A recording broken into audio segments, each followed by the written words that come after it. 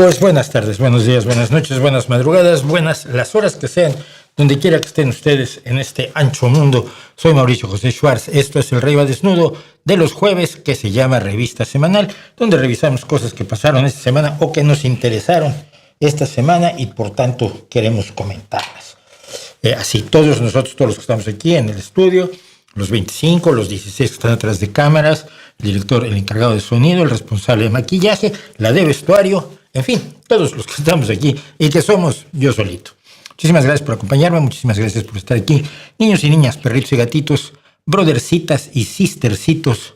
Vamos a hablar de un montón de cosas hoy, sobre todo de algo que no está en el programa. O sea, si ustedes vieron la lista de lo que ponemos más o menos en los 5 minutos previos a comenzar este streaming, pues verán que no está lo de los aranceles, pero entonces nos van a querer hablar de ello, vamos a hablar de ello. Y vamos a hablar de algunas cosas interesantes o que no se están comentando quizás lo suficiente respecto a los aranceles de Donaldo Trumpetas. Pero bueno, por lo pronto queremos decirles que luego voy a repartir más las cosas, porque en otras ocasiones resulta que no las reparto lo suficiente y el principio es súper denso. Entonces hoy solamente para el inicio voy a comentar que el día de ayer hicimos este bonito y espectacular video sobre los dictadores. Sobre dictadores que la gente no conoce, bueno, porque tenemos ya como nuestra alineación de dictadores que acudimos a ellos cuando queremos pegarle. Si nosotros le queremos pegar a la derecha, pues hablamos de Videla y de Pinochet. Los que le quieren pegar a la izquierda hablan de Fidel Castro y de Mao Zedong. Y los que le quieren pegar a las dictaduras, pues hablamos de todos, porque ninguna dictadura es buena. Así se llame de izquierda o de derecha, como ella quiera. Pero ya tengo mucha gente enojadísima. ¿Por qué hablé de los antiguos jerarcas soviéticos que hoy son los grandes magnates y dictadores de las antiguas repúblicas soviéticas? Ya tocamos a Azerbaiyán, Tayikistán y por supuesto Turkmenistán con el chiflado de Gurbanguly Berdimuhamedov, cuyo nombre me tardé muchísimo tiempo en aprender a pronunciar, pero eso es profesionalismo, creo yo, ¿no? No me acuerdo cuando estalló el volcán aquel en Islandia, yo estaba en radio y hacía además la sección de ciencia, entonces pues el tema del volcán más o menos caía en la sección de ciencia, entonces yo llegué y hablé del volcán Eyjafjallajökull y me miraron todos, ¿cómo supiste cómo pronunciarlo? Buscas en Google cómo se pronuncia este nombre en islandés infernal, Eyjafjallajökull, todavía me acuerdo más o menos. Y estos estaban impresionadísimos y les dije, perdónenme, pero lo impresionado soy yo. ¿Cómo es posible que ustedes, siendo gente profesionales del periodismo también, no hayan visto cómo se pronuncia eso o cómo se pronuncia Berdimuhamedov? Bueno, pues, pero hay gente que se enojó muchísimo porque toqué a los dictadores de las repúblicas exsoviéticas, gente furiosa porque le dije dictador a Putin, gente furiosa porque le dije dictador a Perón, gente... Cuando te gusta un tirano, te cuesta mucho trabajo admitir que es un tirano. Y yo tengo ese problema, y lo he comentado en varias ocasiones, y todavía no logro resolver el asunto. Yo tengo ese problema con Paul Kagame. Paul Kagame es el presidente y líder de Ruanda. Es el hombre que ha logrado pacificar y reconciliar a un país que hace 26 años ya, 94, sí, bueno, no importa. Que un país que tuvo un caso de una masacre brutal donde un grupo mayoritario, no étnico siquiera, sino que es una división originalmente clasista entre Hutus y Tutsis que promovieron además las potencias coloniales que estaban allí. La mayoría mató a 1 millón de personas de la minoría, a 1 millón de personas.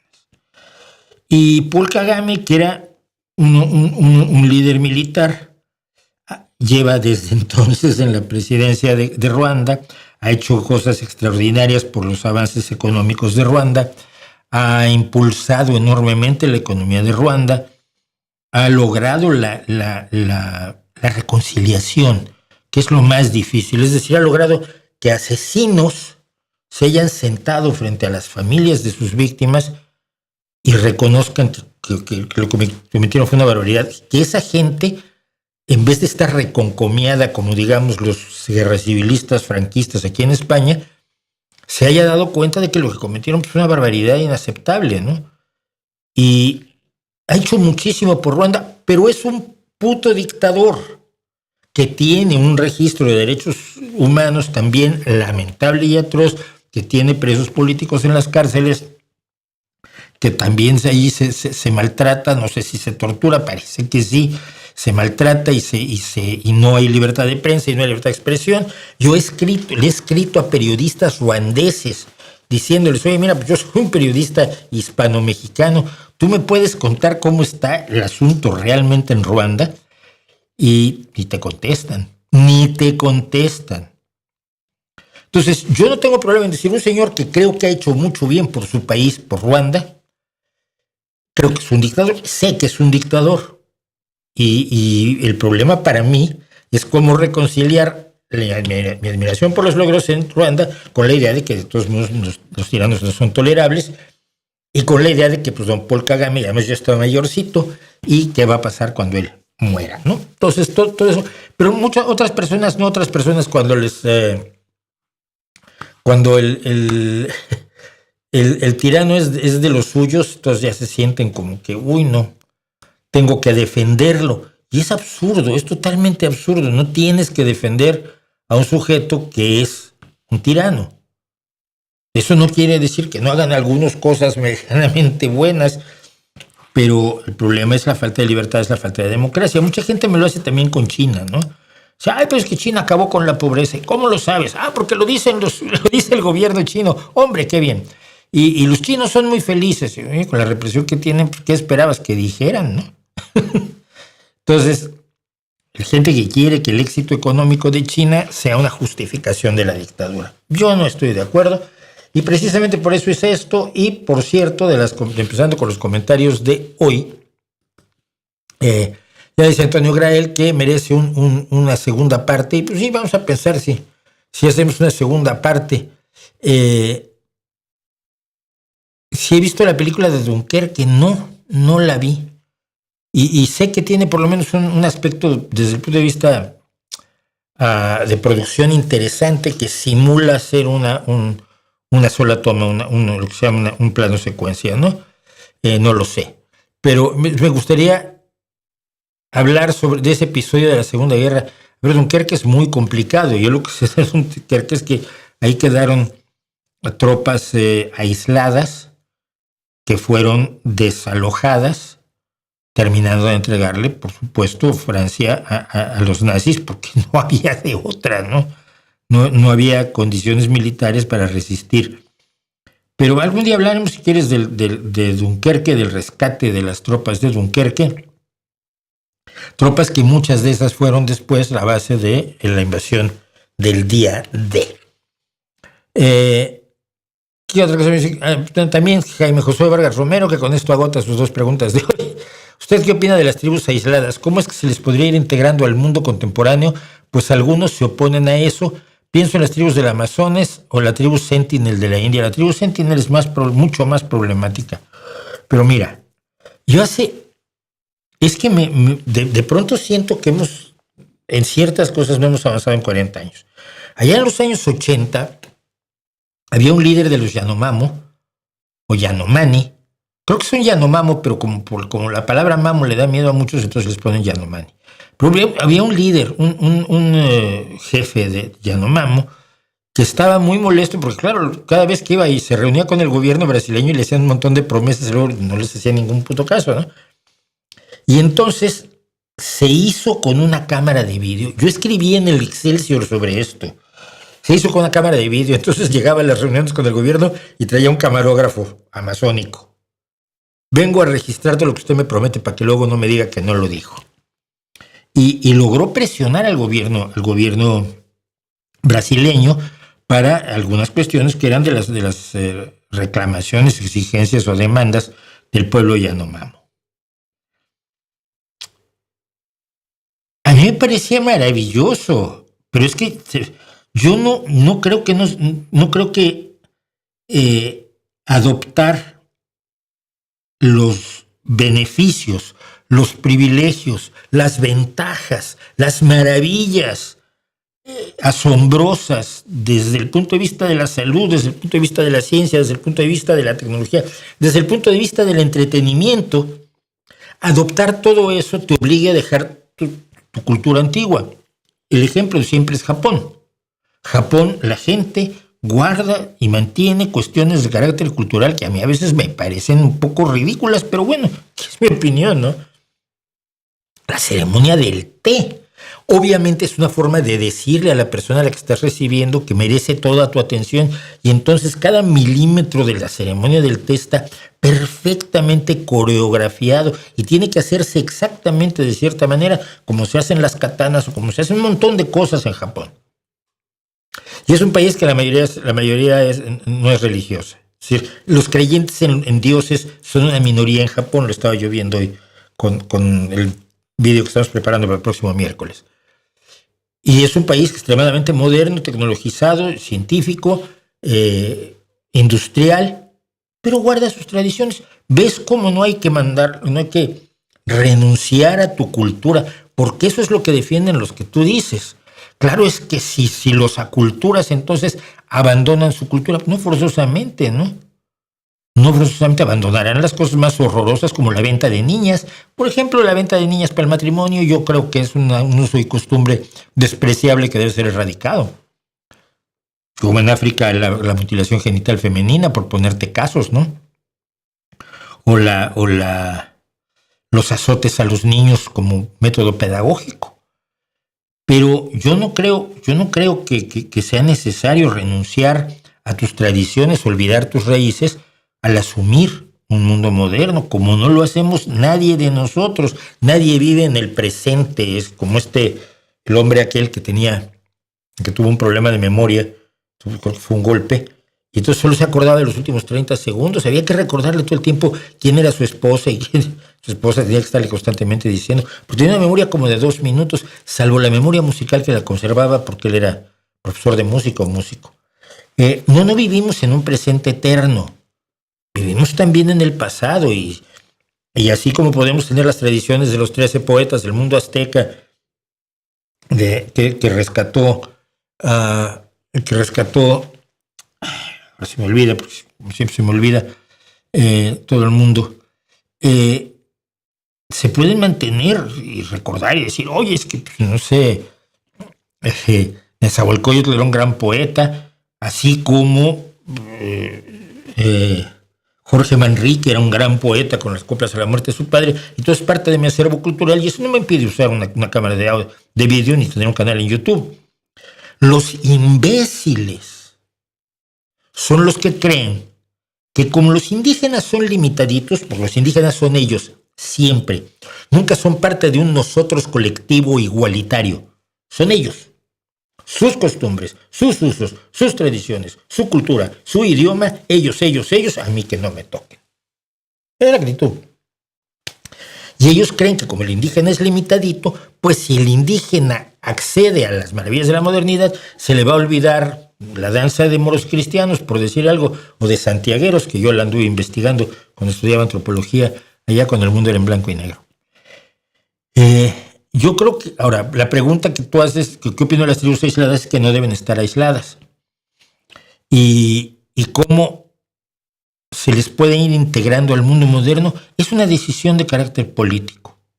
Pero mira, si tú tomas la decisión política de integrarlos, sociólogos, antropólogos, psicólogos, historiadores encontrarán la forma, especialmente los indígenas que han sabido huir de las limitaciones que les ha impuesto la sociedad externa a los indígenas, y la interna también, pero la sociedad externa sobre todo, y pueden regresar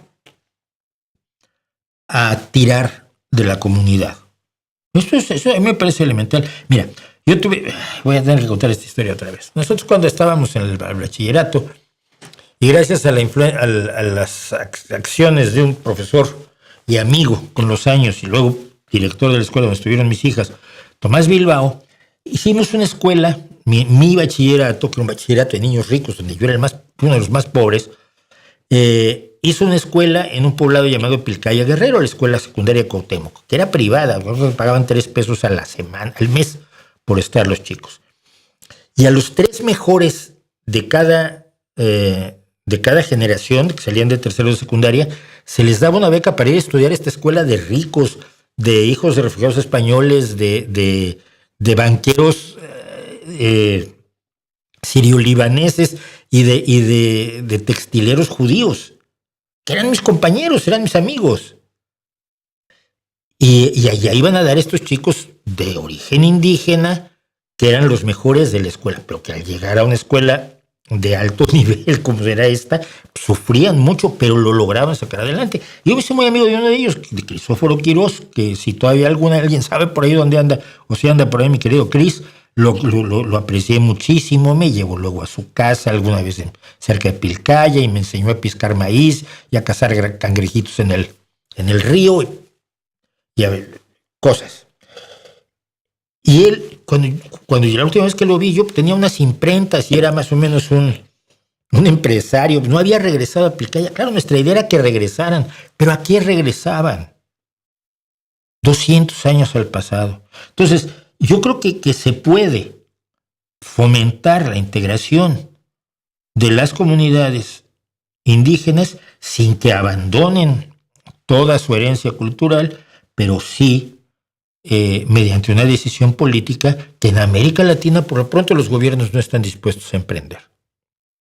Por un lado, no quieren quedar mal con la idea esta del indigenismo y del indígena bueno, santo y puro que se inventó Rousseau y que no es cierta. Y por otro lado, les conviene mucho. Hay un sector de la población al que no tienen que atender, y hoy vamos a hablar de ello, al que no tienen que darle la misma atención que a otro sector de la población, y donde además saben que con una serie de gestos mínimos populistas cuentan con sus votos. Y entonces pues ya se quitan de problemas. Eso es lo que opino yo del tema. Ya opiné demasiado, ¿verdad? Siempre me pasa. Dice, ¿cuáles son tus solos favoritos de saxofón en el rock? Pienso en poco saxofón, fíjate. Pero en poco saxofón. Pienso en el solo, y mira, luego nos hicimos amigos, nos contamos cosas en Facebook.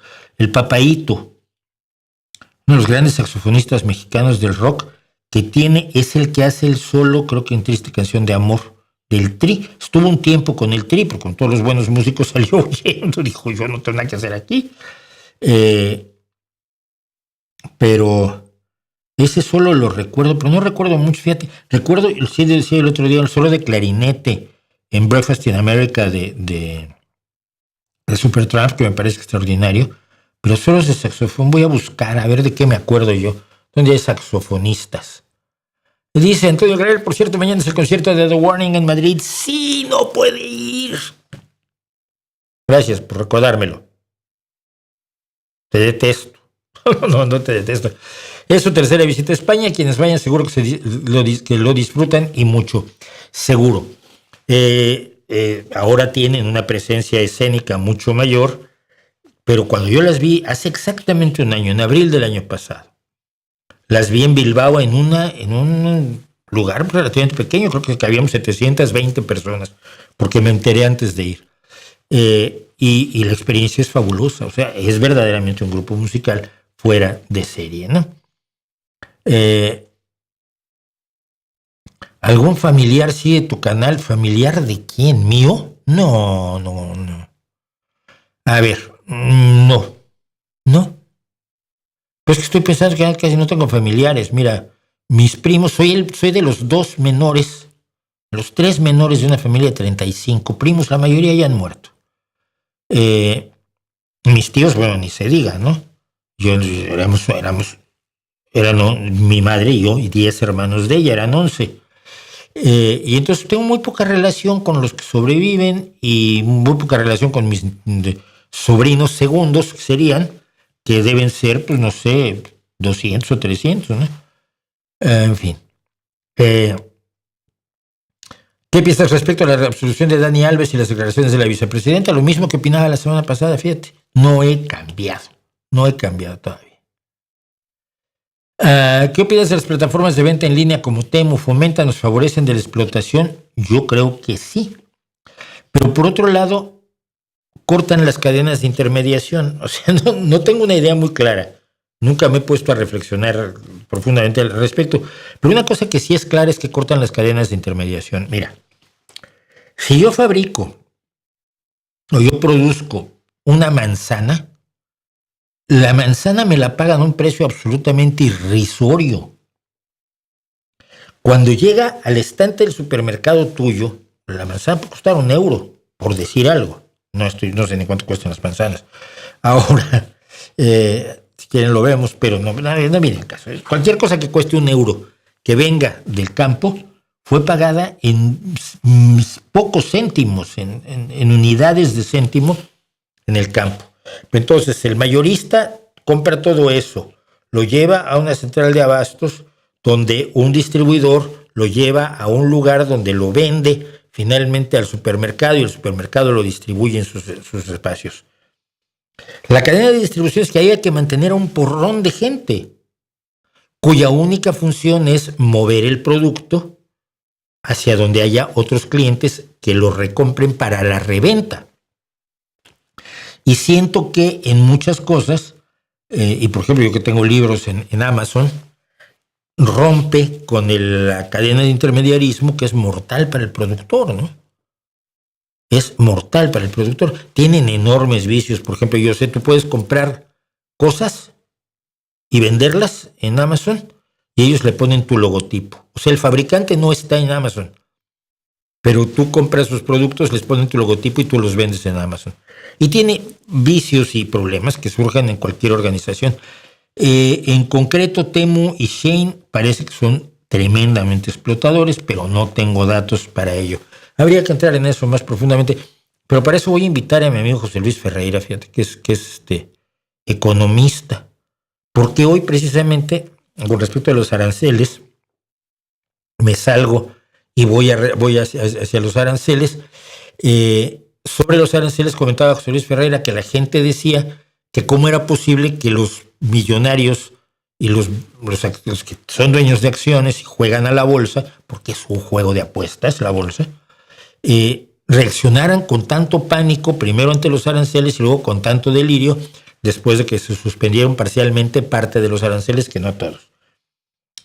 Y entonces él les explicaba que esto es normal porque esta gente vive en la incertidumbre. Yo me acordé de un amigo mío al que desgraciadamente mataron en México. Él era millonario y nunca supe cuánto tenía, pero tenía mucho. Tenían cines. Y era un tipo de dinero. Y una vez tenía una frase que a mí siempre me gustó o me llamó la atención, que decía Fantomas, que así era su apodo, era también tecladista de mi grupo de jazz rock. No hay nada en el mundo más miedoso que $1.000.000. Bueno, quizás $2 millones, ¿se entiende? Y es cierto, ¿no? La reacción de, si tú tienes $1.000.000 invertido en algo y ese algo empieza a perder valor, lo sacas a toda velocidad, no te pones a especular demasiado, ¿no? Ahora, sobre el tema de los aranceles hay un par de cuestiones a señalar. Primero, toda la idea de la imposición de aranceles y los mecanismos decisorios para qué aranceles imponerle a cada país son absolutamente caprichosos. O sea, se los ha sacado Donald Trump del trasero. No hay más. Luego se inventaron una fórmula además que llenaron de letras griegas para que pareciera así como muy bien. Pero no, la fórmula simple y sencillamente es, los aranceles eran iguales a la balanza comercial sobre las importaciones. Y entonces, pues, si la balanza comercial es deficitaria porque tú compras más de lo que vendes, al dividirlo entre las importaciones te da un número y ese se supone que es el que usaron para los aranceles. No es cierto. ¿Por qué no es cierto? Ejemplo, Australia. Entre Australia y Estados Unidos, la balanza comercial favorece a Estados Unidos. Es decir, Estados Unidos le vende a Australia mucho más productos por mucho más dinero de los productos que le compra a Australia. Entonces, Australia, digamos, en esta relación comercial sale perdiendo, compra más de lo que vende. Eso es tener una balanza comercial deficitaria, y del lado de Estados Unidos es una balanza comercial, por supuesto, benéfica, una balanza comercial positiva. Le puso aranceles a Australia. Dices tú, ¿cómo? ¿Por qué? Pero si no era la fórmula con 4 letras griegas que me sacaste tú ahí, totalmente también sacada del trasero de alguien, ¿cómo es posible que entonces le pongas aranceles a Australia? Por no decir las islas de Erie McDonald, que son donde solo viven pingüinos, y que tienen que pagar cuando importes algo de allá, que no lo hay, porque nunca se ha importado nada de esas islas, pues habrá que pagar un 10% de aranceles. Bueno, o sea, es totalmente caprichoso. No hay fórmula que valga allí. ¿Por qué no le puso aranceles a Rusia? Explicación la primera semana. Porque Rusia ahora tiene un problema, porque tiene una guerra. Entonces, ¿por qué le pusiste aranceles a Ucrania? Está en la misma guerra y además es la parte agredida. Entonces ayer ya Donald Trump lo cambió. No, bueno, es que no le compramos nada a Rusia. ¡Mentira! Sí se le compra mucho a Rusia. Estados Unidos le compra mucho a Rusia, sobre todo materias primas, porque Rusia, después de 70 años de comunismo y después de 40, 30 años, 31 años, no, 35 años, de que volvió el capitalismo, pero no volvió el capitalismo, sino volvió lo peor del tema, que son las oligarquías capitalistas, pues sigue siendo un país que fundamentalmente produce materias primas. Si te vende tierras raras, y te vende níquel, y te vende uranio, y te vende hierro. O sea, es un país del tercer mundo, por eso su economía es pequeñísima comparada con la de Estados Unidos y la de Europa, que están más o menos a la par, y muy pequeña con respecto a la de China, que es la mayor economía de este mundo. ¿Sí? Entonces, no. ¿Por qué no le puso aranceles a Rusia Donald Trump? Porque no le salió de las ganas. Porque es muy amigo de Putin. O porque Putin tiene uno de los órganos reproductores de Donald Trump metido en un cajoncito, y cuando Donald Trump dice cosas feas, abre el cajoncito y hace así. Entonces Donald Trump salta y dice, no, si Putin es tan buena persona, con Rusia no nos vamos a meter. Algo pasa. Pero lo más divertido de esto, yo sigo viendo la tele rusa, aunque dejamos de hacer esa sección en este canal, pero si uno ve la tele rusa, se están burlando de Donald Trump. Vladimir Solovyov y Margarita Simonian, la ex jefa o jefa aún de Inafino Génova, y la dama de hierro, Olga Skabeyeva, todos se están burlando de Donald Trump, pero de una manera absolutamente desvergonzada. Y ninguna de esas personas que está en esos canales, en esos programas de televisión, todos del canal de televisión único oficial, autorizado por el Kremlin, Rosilla 1, ninguno de ellos dice una sílaba si no está autorizada por Putin, o por el Kremlin, o por la FSB directamente, ¿no? Entonces, es muy raro que, sin embargo, Donald Trump decía, no, a Rusia no la tocamos. Pues, a las islas Dern y McDonald's sí, pero Deer o Dern, no me acuerdo cómo se llaman, pero a Rusia no. Una cuestión más adicional, extra, añadida, unida, ya que estoy en los sinónimos, sobre los aranceles de Donald Trump. Cuando los impone, lo tiene que saber porque lo saben todos los economistas, lo saben todos los jefes de negocios, todos los grandes accionistas, los que no salen en la tele, pero que son los dueños de medio planeta, porque son dueños de las acciones y votan en las juntas de accionistas y reciben los beneficios de las empresas. Todos ellos sabían que lo que iba a haber era un desastre en la bolsa de valores de todo el mundo y que iba a encaminar el planeta a una recesión económica peligrosa. ¿Vale? Lo sabían todos. Incluso Elon Musk, fíjate. Que ya es decir. Sin embargo, los impone la noche del 8 al 9 de abril. La bolsa, la noche del 8 de abril.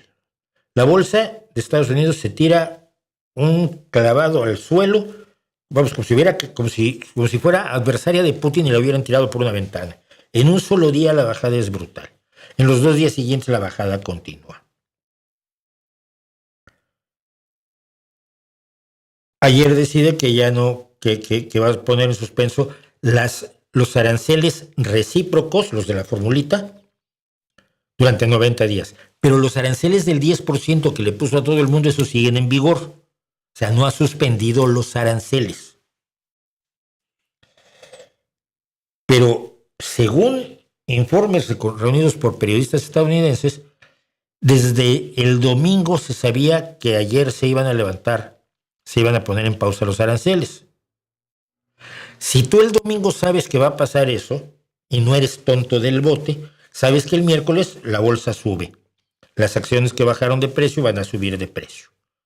O sea, que el lunes tú puedes comprar un porrón de acciones que están a la baja, que hoy subieron de precio y que hoy las vendes y ganas un montón, pero un montón de dinero. Lo que se había evaporado eran 20 billones de dólares, según los cálculos de gente que se supone que sabe mucho más de esto que yo. 20 billones quiere decir 20 por 10 a la 12, es decir, millones de millones. No billions en inglés, que son miles de millones.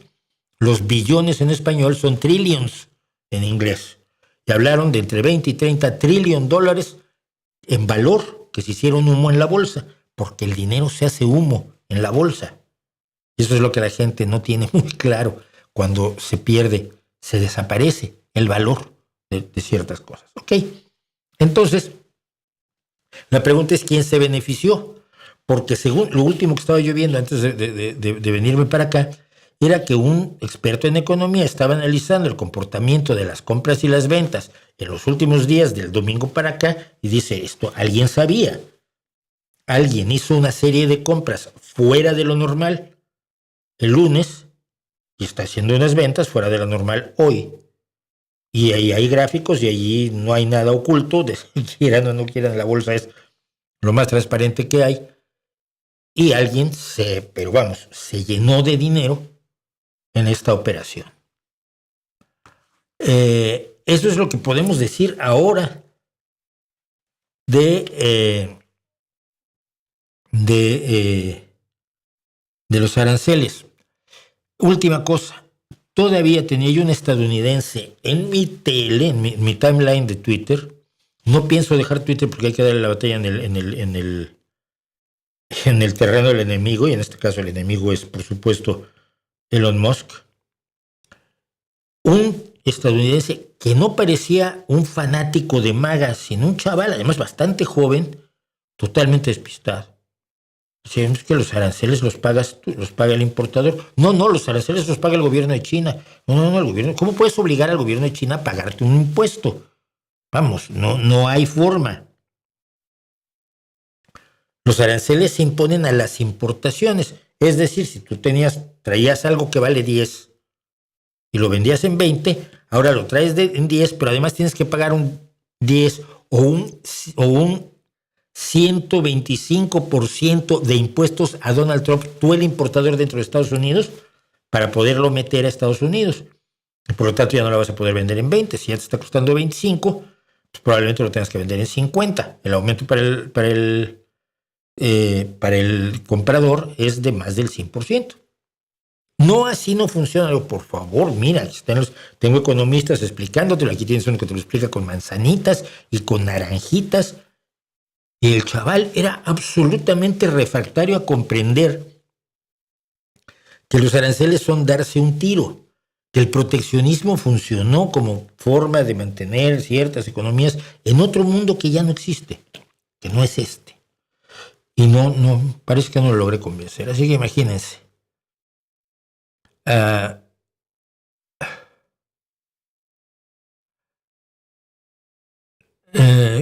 Juan Macaya quiere hablar con su hermano no está aquí, si está en el chat igual puede hablar con él. ¿De quién es esa música que pone de fondo? Apenas estoy agarrando el gusto. No lo sé.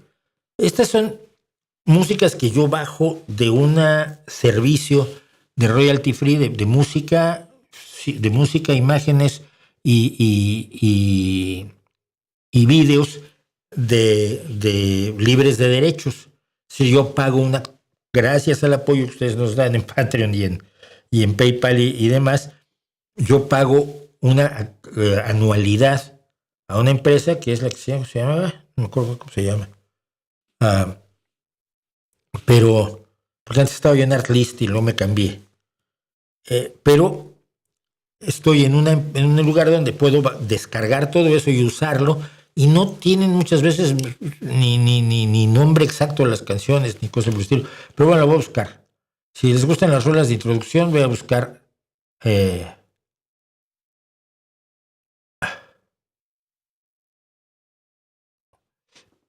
¿Qué caso tienen los aranceles entre China y Estados Unidos? Esto para terminar con lo de los aranceles. Ya no vamos a hablar más de los aranceles hoy. ¿Qué caso tienen los aranceles entre China y Estados Unidos si están jugando al yo más que tú para siempre? No es para siempre. Tú no puedes permitir que te perjudiquen en tu producción sin responder. Porque ¿qué es lo que pasa? Que el dinero, o sea, los costos de los aranceles los pagan los consumidores finales dentro de Estados Unidos. Si los paga primero el importador, y el importador los repercute como hace con todos sus costos, los repercute en el precio al consumidor final. Pero yo, que soy el que vende manzanas, me queda muy claro que poniéndole un 125% de impuestos a mis manzanas, pues voy a vender menos manzanas. Yo, China o Europa. Entonces, voy a quedarme con manzanas que no tengo cómo vender. Y quien dice manzanas dice automóviles, dice un montón de cosas. Apple, por ejemplo, se acaba de llevar creo que 3 barcos llenos de iPhones para Estados Unidos antes de que los aranceles golpearan, ¿no? Antes de que tuviera que pagar 125% de impuestos. Entonces, la única forma que tienes de responder es siendo recíproco. Es decir, si tú vas a afectar a mis productores al imponerle aranceles a sus productos, yo afecto a tus productores imponiéndoles aranceles, o por ejemplo, como ha hecho China ahora, reducir la presentación de películas del Hollywood en China. China es un gran mercado. Decía alguien ayer, medio en son de broma y no tan en son de broma, que las películas de Transformers se hacen solamente por el público chino, porque el público chino le encantan las películas de Transformers, ¿no? Ya la tercera yo creo que ya nadie la vio por aquí, ¿no? Entonces, es la única forma que tienes de responder. Obviamente esto se llama una guerra comercial porque es una guerra comercial, pero es que una guerra es donde si te disparan no puedes decir no me dispares, sino que sales tú y disparas, ni modo. Entonces, es una guerra comercial que no tiene ningún sentido, que no tiene ninguna lógica. Lo último que vi hoy, mientras ya estaba, creo, el principio de nuestra transmisión, veía yo al jefe de Apple. No me acuerdo cómo se llama, pero no se llama el señor Apple, como dijo alguna vez Donald Trump, ¿no?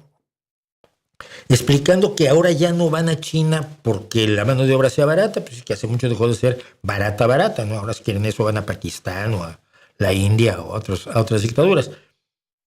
Pero lo que hay en China es una gran cantidad de habilidades. Dice, yo a los ingenieros que necesito en Estados Unidos puedo reunir suficientes para una sala de conferencias. En China puedo llenar estadios con ingenieros de ese nivel, estadios de fútbol. Y eso es el valor agregado que aporta China. Entonces, bueno, pero bueno, esa es la razón por la que los aranceles son recíprocos y por los que Europa ya tenía preparado su sistema de aranceles recíprocos que hoy suspendió la presidenta de la Comisión Europea, muy dignamente, doña Ursula von der Leyen. También lo suspendemos 20 días. Aquí el que parpadea primero pierde, así que yo creo que es la única forma de hacer las cosas y creo que están bien hechas.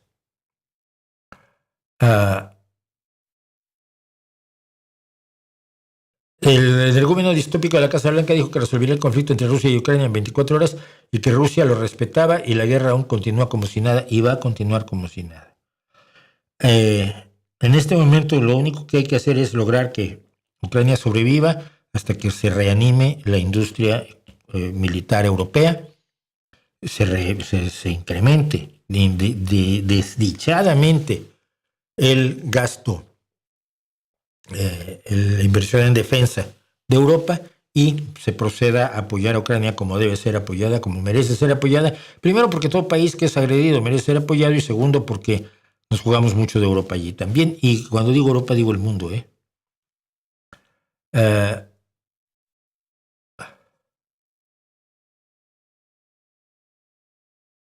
¿Has visto la reciente charla entre Ignacio Escolar e Iñaki Gabilondo? No.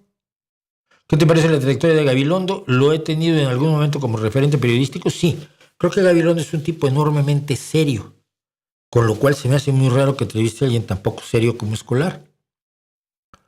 Porque Iñaki Gabilondo, siendo un hombre de izquierda, es de los que no se compromete a jugar al adepto ciego.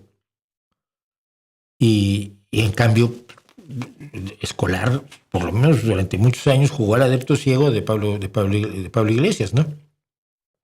En los años en los que todavía me contestaba Escolar, yo le decía pues, que esto que está haciendo es vergonzoso. Y trataba de sacar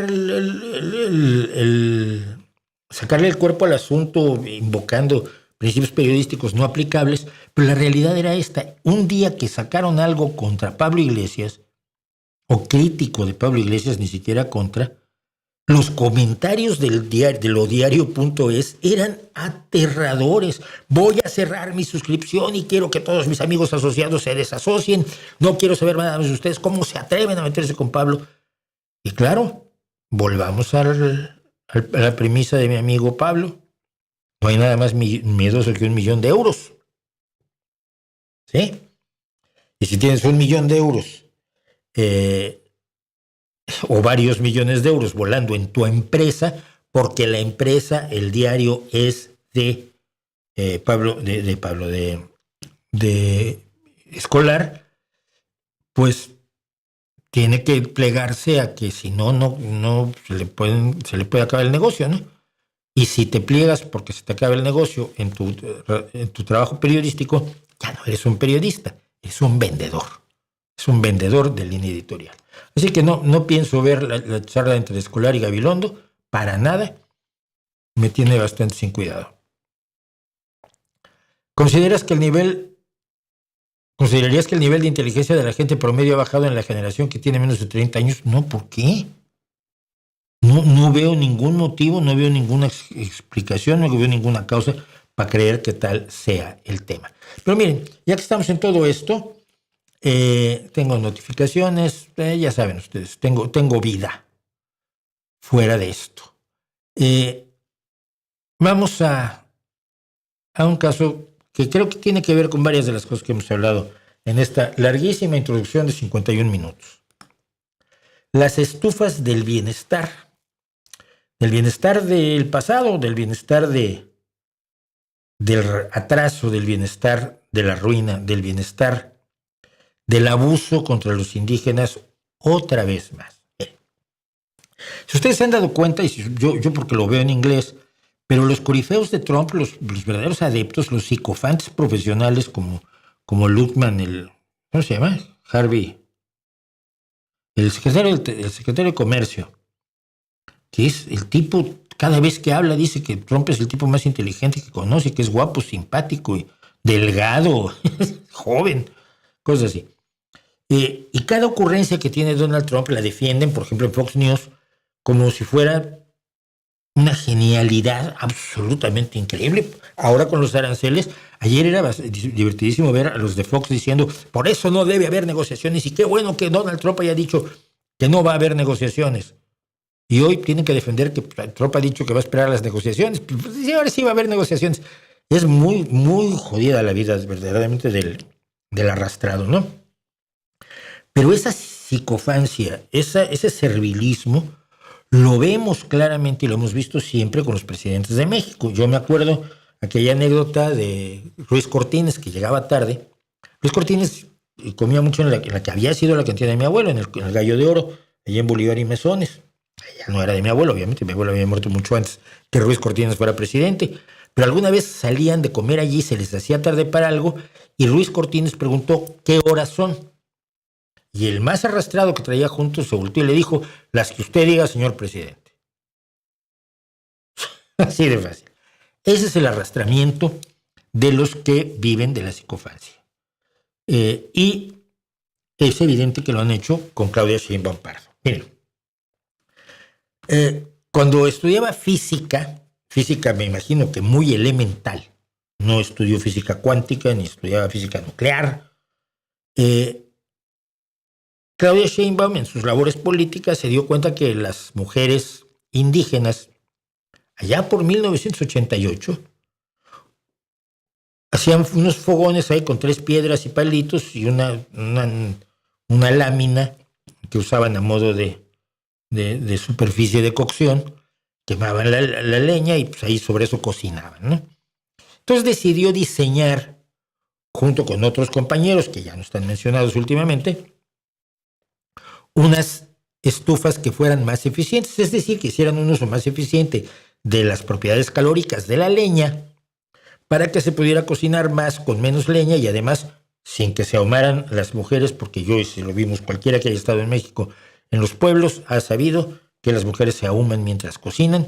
Generalmente por eso la habitación está en un lugar y la cocina está afuera, unos 10 metros, generalmente. Bueno, la tesis de física que está aquí mencionada en la UNAM, el repositorio de tesis, es sobre las estufas de leña eficientes.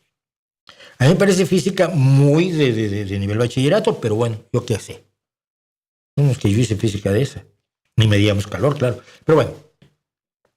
Sheinbaum Pardo Claudia, no es cierto, los otros eran asesores. Salcido González y Víctor Alejandro le aprobaron esta tesis de estudio termodinámico de una estufa doméstica de leña para uso rural. Está bien, ¿no? 1989. 98, 08, 18, 25. 37 años después, el campo mexicano sigue en las mismas lamentables condiciones en que estaba cuando Claudia hizo esto, y en las que estaba cuando se hizo la revolución, y en las que estaba cuando se hizo la guerra de reforma, las guerras de reforma, y en la situación en la que los dejaron los españoles en 1824. Hablábamos de que la gente tiene que salir de su espacio de atraso en las partes que efectivamente son atraso, como la venta de niñas o la quema de leña para la preparación de alimentos. Pero como ella está convencida de que esto fue uno de los grandes avances de la ciencia mexicana jamás logrados, ríete tú del premio Nobel de Molina, esto es lo bueno, ha decidido usar este gran conocimiento que desarrolló en 1988 para crear 1 millón de estufas de leña que por supuesto se van a llamar del bienestar, porque en México todo se llama del bienestar, aunque no promueva el bienestar. Anuncia Sheinbaum 1 millón de estufas de leña del bienestar. Para los indígenas, claro, no, ella no la va a poner en su casa. Ni Noroña, ni Pedro Miguel, ni el Fisgón. Esto es para ellos, para esas personas que no son como nosotros. Queda claro, ¿no? ¿Cómo ven al indígena? ¿Cómo siempre han visto al indígena estos salvamundos? Bueno. Problema 1.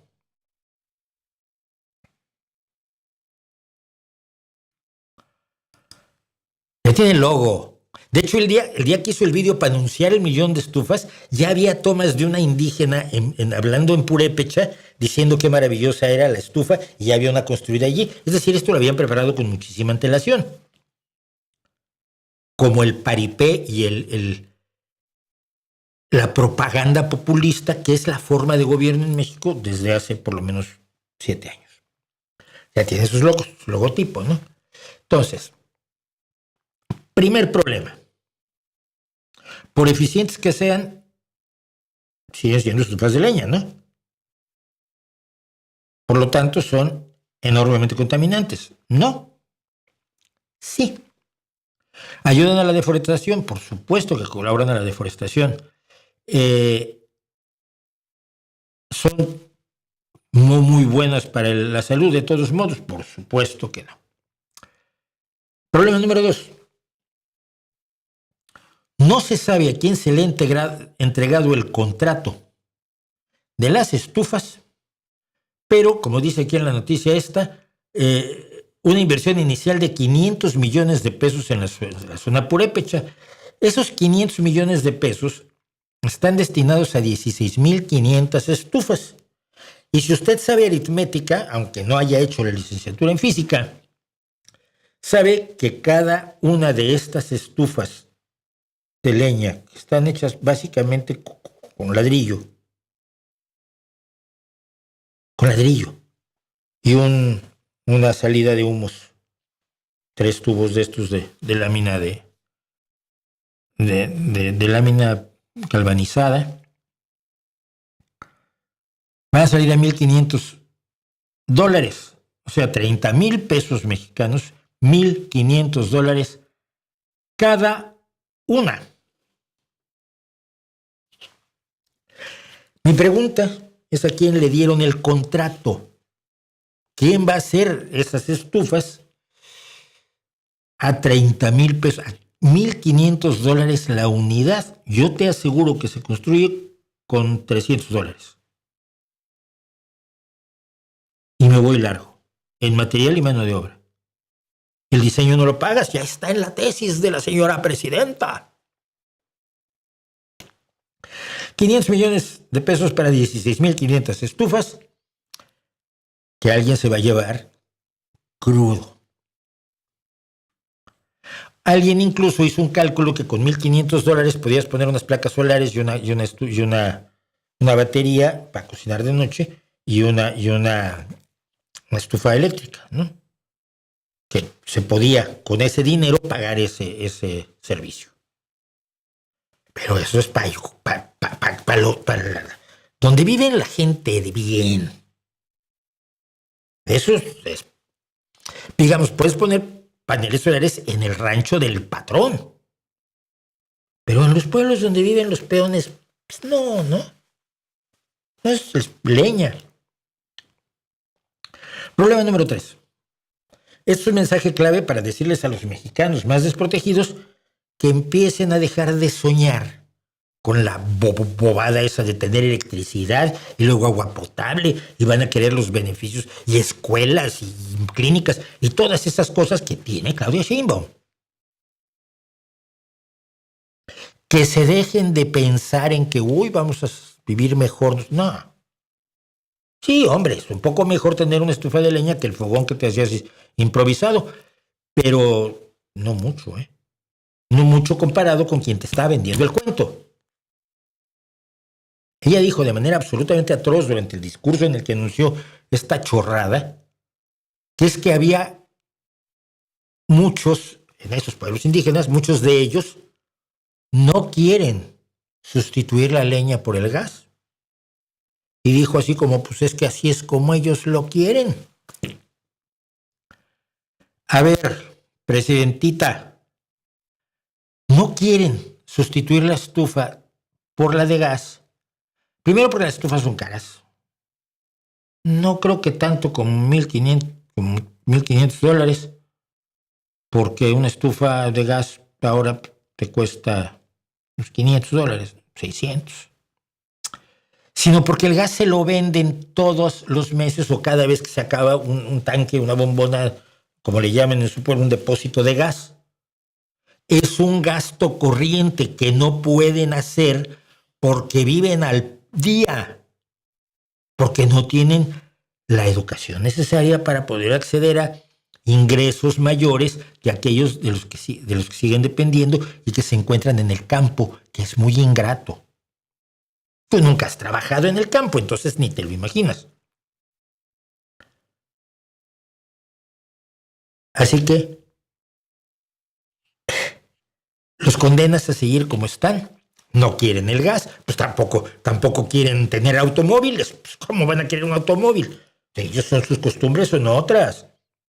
Antibióticos.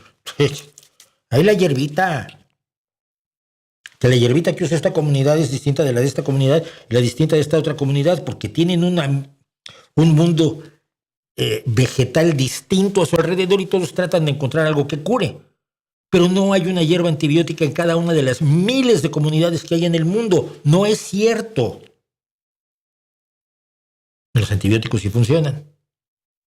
Pero que antibióticos va contra sus usos y costumbres. Mejor sigamos con los usos y costumbres. Y voy a terminar lo de los usos y costumbres con algo que no tenía yo preparado, pero que voy a poner en este preciso instante. Permítanme un segundo, porque eso lo tenía yo guardado.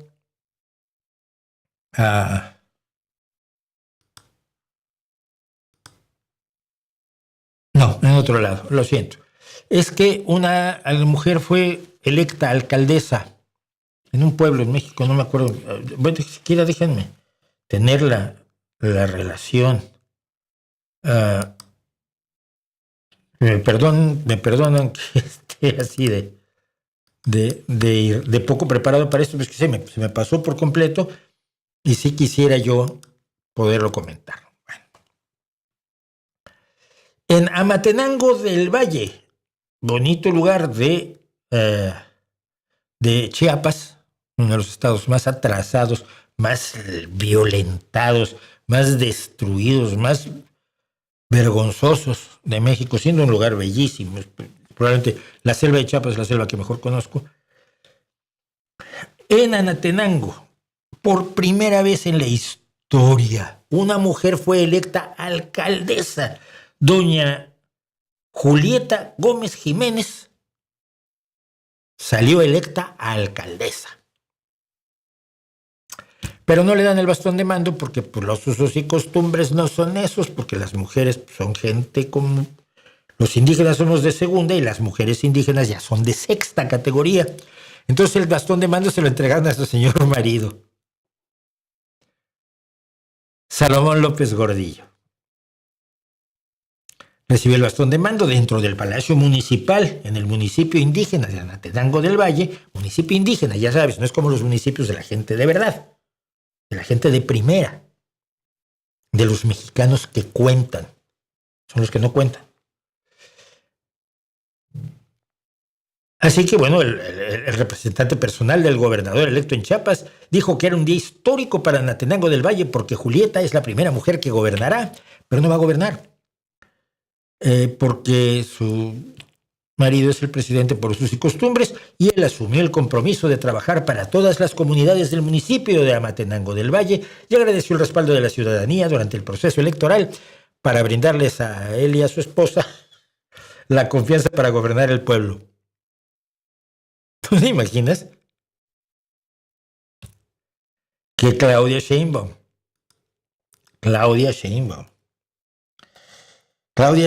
Pardo, la señora que estudió física y no hace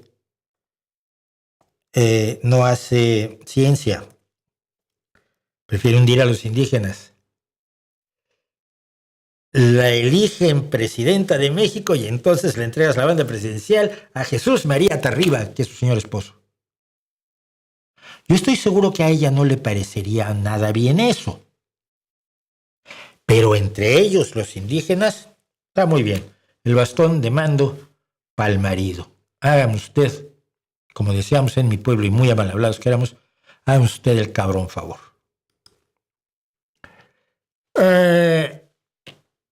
Desde que hablaste del Pantera, su autor, y me llamó la atención, busqué esos cómics, la verdad están geniales. Era buenísimo el Pantera, pero era buenísimo el Pantera. Encontré en digital muchos cómics y la novela es genial. No sabía que había escrito la novela, mira, qué guay, qué bien.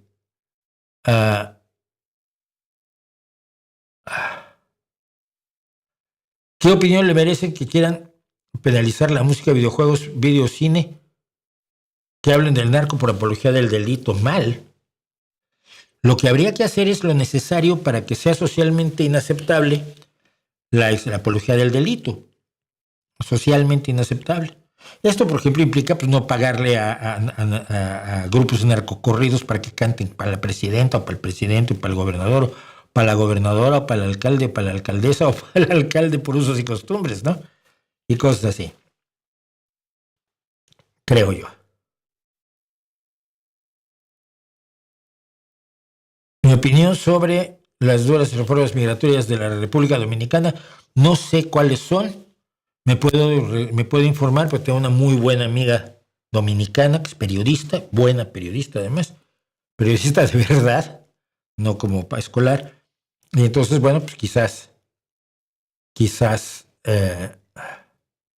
la de una sola toma, la película es de 1923, Dunkerque es distinta. Bueno, han dicho que toda una larga escena de Dunkerque es una sola toma, ¿no es cierto? La que es una sola toma y es brutal es la que trata del asesinato de los chicos noruegos por parte de un nazi, del nazi Breivik.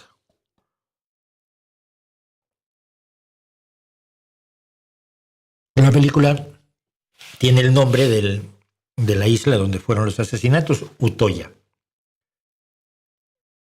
Bueno, me da la impresión, dice Adriana Viña, que en los últimos años se le está dando una imagen de héroe de guerra a Stalin por su posición y resistencia a la Segunda Guerra Mundial. ¿Qué opinas?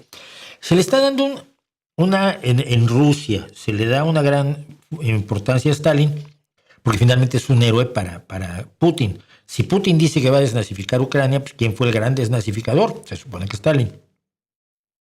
Y porque finalmente el culto a la personalidad de Stalin les gusta a todos los tiranos. El culto a la personalidad de Stalin es una cosa absolutamente delirante. Todo esto viene muy bien siempre y cuando se te olviden dos cosas. Uno, que antes de luchar contra los nazis, Stalin se hizo su amiguito y se repartió Polonia con Hitler. Bueno, no él y Hitler, sino Molotov y Ribbentrop, que se reunieron, pusieron el mapa de Polonia y dijo, pues yo quiero esta parte, pues yo quiero esta otra parte. Bueno, entonces mira, nosotros no nos peleamos entre nosotros y el día que tú quieras empezar una guerra, pues entramos juntos y yo me quedo con parte de Polonia, tú te quedas con la otra parte. Vale. Y fueron muy amiguitos durante mucho, mucho tiempo. Si olvidas ese pequeño detalle y olvidas la política de guerra quemada, de tierra quemada y de no rendición y de no retirada de las tropas del Ejército Rojo durante la invasión alemana, ¿qué quiere decir esto? La tierra quemada era que si tenías que retirarte, destruías todo, cosechas, fábricas, talleres, todo para que no tuviera nada el enemigo. Es una táctica buena, pero los que vivían allí los pasaste a torcer también. Y luego, si estabas en medio de la batalla y un soldado decidía que se retiraba porque la cosa estaba muy caliente, entonces lo fusilaban sus propios compañeros. Es esta razón por la cual los prisioneros soviéticos de guerra de la Alemania nazi, cuando fueron liberados en 1945 y regresados a la Unión Soviética, fueron generalmente acusados de traición a la patria por haberse rendido. Bueno, si olvidas ese pequeño detalle y luego olvidas que Stalin no hubiera podido sobrevivir, Rusia o la Unión Soviética no hubiera podido sobrevivir sin el programa Lend-Lease de préstamo y arrendamiento del Reino Unido y Estados Unidos, que le dieron millones y millones y millones de dólares en alimentos, en jeeps, en fábricas yo siempre recuerdo que de Estados Unidos se levantó una fábrica de neumáticos y se llevó a la Unión Soviética para fabricar los neumáticos necesarios para los vehículos de guerra, aviones, tanques, etcétera, etcétera, que sustentaron con materiales el heroísmo del pueblo soviético, así como hoy queremos sustentar con materiales el heroísmo del pueblo ucraniano. Si olvidas eso, entonces Stalin es un héroe. Stalin no tenía una visión militar, Stalin nunca fue militar. Y hay informes de que gente que sí sabía, como Zhukov o Molotov, a veces lo pasaban bastante mal con él. Entonces no hay mucho que rescatar, ¿no? Sin contar la cantidad de gente que mató. De los suyos, no de los otros. Bueno, sí me dicen que sí fue 1917 de Sam Mendes la que se filmó con una sola toma. ¿No te parece irónico que el mayor ataque al capitalismo global venga de un presidente republicano? No. No, porque los republicanos hace mucho que ya dejaron de ser defensores del libre mercado, que sería, digamos, una de las creencias esenciales del dogma capitalista. El libre mercado es, o sea, lo que buscan los libertarianos es el mercado absolutamente libre. Uno puede estar de acuerdo con un mercado razonablemente libre dentro de ciertos argumentos, dentro de ciertas regulaciones que impidan los abusos. Pero hace mucho que los libertarianos dejaron de ser unos defensores del libre mercado y se han convertido en unos fanáticos del ultranacionalismo. Así que no me parece raro. Y en el caso de Trump, menos porque Trump no tiene ideología. Más que nadie tiene intereses. Dice David que si estoy haciendo algo sobre Japón, no, para nada. Pero si algún día necesito algo, serás el primero al que acuda.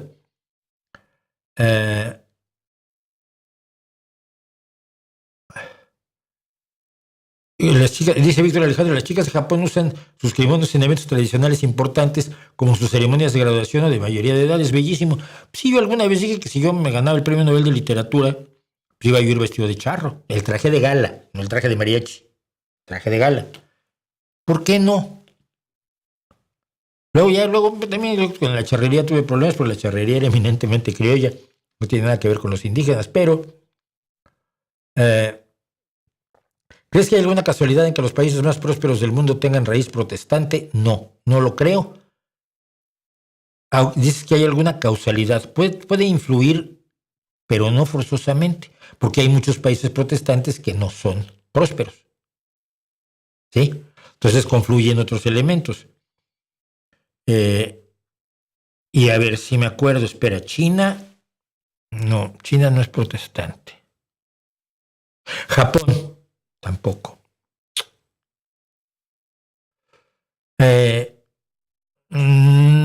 No es cierto. Los países más prósperos del mundo no son protestantes. Y de hecho, como estaba yo viendo para el video que vamos a hacer para el próximo miércoles, Suecia, Bélgica, Suiza, los Países Bajos, son países donde ya la gente creyente es minoría. Así que probablemente no tenga nada que ver. Rápido. Guns N' Roses como guitarrista. Guns N' Roses nunca me gustó. No soporto a Axl Rose. El día que creyó que podía sustituir a Dave Johnson. Por favor, no. Yo creo que hizo un concierto o dos con AC/DC y el mundo dijo, ten piedad, y se fue. Slash me parece un gran guitarrista. Slash me parece un enorme guitarrista. No, Antonio Grael, te equivocas. Integrar esas tribus aisladas es bueno, pero hay que hacerlo de la manera adecuada para que puedan asimilar el inmenso salto de conocimientos tecnológicos y científicos que implica. No. Cuando tú naciste estabas peor que ellos. Y en los años que tienes, que no sé cuántos serán, pues, no me atrevo a calcular, pero cualquier persona en 35 años pues, hace ese salto de conocimientos tecnológicos y científicos, habiendo empezado en una situación mucho más ignorante y retrasada que hasta las tribus de Sentinel, que ya tienen arco y flecha, ¿no? Hasta la tribu Sentinel. No. Lo que no lo vas a hacer es con la gente mayor, lo vas a hacer con los jóvenes, eso es evidente. ¿Qué opinas del modelo de negocios de Spotify? Es enormemente aversivo para los creadores. Me parece que tiene que surgir una opción mejor y espero que en cualquier momento surja una opción mejor que le pague mejor a los artistas y los artistas decidan que ya no quieren estar en Spotify y entonces nos pasaremos todos a esa nueva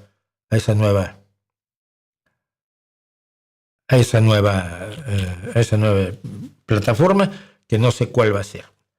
Antes de otra cosa, quiero hablarles a ustedes del monstruo volador de espagueti, porque el monstruo volador de espagueti es un personaje importante, pero que también ha sido un poco ya malentendido o manejado. Bueno, ¿qué es el monstruo volador de espagueti? Si nos atenemos a la cuestión meramente doctrinaria, el monstruo volador de espagueti es un ser formado de espagueti, que en Estados Unidos les gustan los espaguetis con albóndigas, entonces el monstruo volador de espagueti lleva albóndigas, que en una borrachera creó el mundo y que básicamente quiere que todos seamos piratas. Los piratas son los originales adoradores del monstruo espagueti volador, por lo que se les llama los pastafarianos. entre rastafaris y pasta, pues pastafarianos. Y también todos los adeptos al monstruo volador de espagueti dicen ramen en lugar de amén cuando terminan sus oraciones. Esa es la historia. Este es verdaderamente el símbolo, digamos, más conocido del monstruo volador de espagueti, donde las albóndigas son opcionales. Ahora vamos a hablar en serio. El monstruo volador de espagueti es una deidad paródica, es una deidad satírica de un nuevo movimiento religioso cuyo objetivo es poner en ridículo a la religión que se toma en serio.